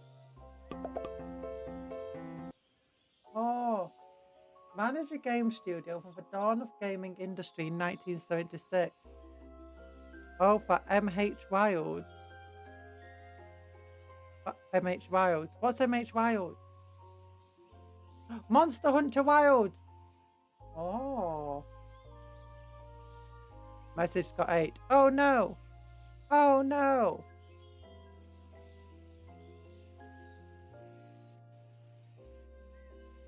You know what? It could be a game dev. Game dev tycoons. Game is simple and fun. Could it be better? Yes. Today, spending one more hour. Yes. Worthy successor to Game Dev Tycoon. Ooh. Ooh, Game City Studio. Okay, I'm adding to cart. Continue shopping. Okay, but here's a new game I found. It's not new actually. It's just on offer. It's it came out in 2021. City Game Studio. You don't need new games. I just like finding games that are cheap. What's it called? So it's Monster Hunter Wilds, like one of the new Monster Hunter that's coming out. Oh, Epic Mickey Rebush. New and trending Dungeon Tycoon. That looks kind of boring. I don't see any new games that came out. Oh, Frostpunk 2 came out, didn't it? I forgot about that. I don't really know Frostpunk that well, to be honest. Your new release queue. Okay, I'm opening the new release queue. Can you stop playing audio on all of these videos, please? I don't autoplay videos. Okay, I'm looking for Virtual Heist Simulator. No, thank you. Island Survival Escape from Paradise. A casual strategy game where you will have to help a bunch of lazy, good-for-nothing people escape from a tropical island. To do this, you must discover the likes and skills of each character. $4.29. You know, Island Survival from Escape from Paradise sounds kind of interesting. Just by the fact it says you will have to help a bunch of lazy, good-for-nothings. Oh, is there anything else here? The Simp. There's a game called The Simp. Unicycler Pizza. Anything else for Home in the Woods? Finish good? No. Okay. Wait a minute. I swear somebody like... Wait, there's a DLC for Bro Potato! There's a DLC for Potato! Oh my gosh, what does this do? Oh, it's planned for release date 2024. Oh, it's not released yet. Add to your wish list. Okay, once Potato game update comes out, you know what we're gonna do, Potato. Because we've already beaten Potato. We've done enough there. Yeah, so, but anyway, it's 7 o'clock now. I've got stuff to do this evening, so I think I'm gonna say goodbye here. And actually, wait, let's check if anyone's alive right now that we can raid into. If there's anyone you want to raid. Simply, Kohako, how's Simply doing? He's doing the problem with a wheel. Okay, let's raid into Simply. Let me just check first if Simply's actually... Ow, my ears! I'm glad you didn't have to hear that. I got hit by an axolotl advert. Okay, so she's still alive. Let's raid into Simply. Okay, we'll do a cupcake raid. Let me make sure the redirect saves. Yesterday we tried raiding into Briar and it never worked. It never worked. Add redirect. Find Simply. Save redirect. Hopefully it works. Now what we're gonna do is go cupcake. Raid. Okay, raid into Simply. Say cupcake raid, please. Give her lots of love. And She's a mobile streamer, so her streams are vertical as well. Yeah.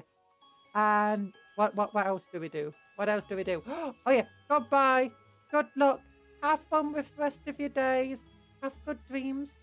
Sleep well, eat good food, work hard, play harder, all of that good stuff. Love you all. Bye-bye. Yeah. She does work hard.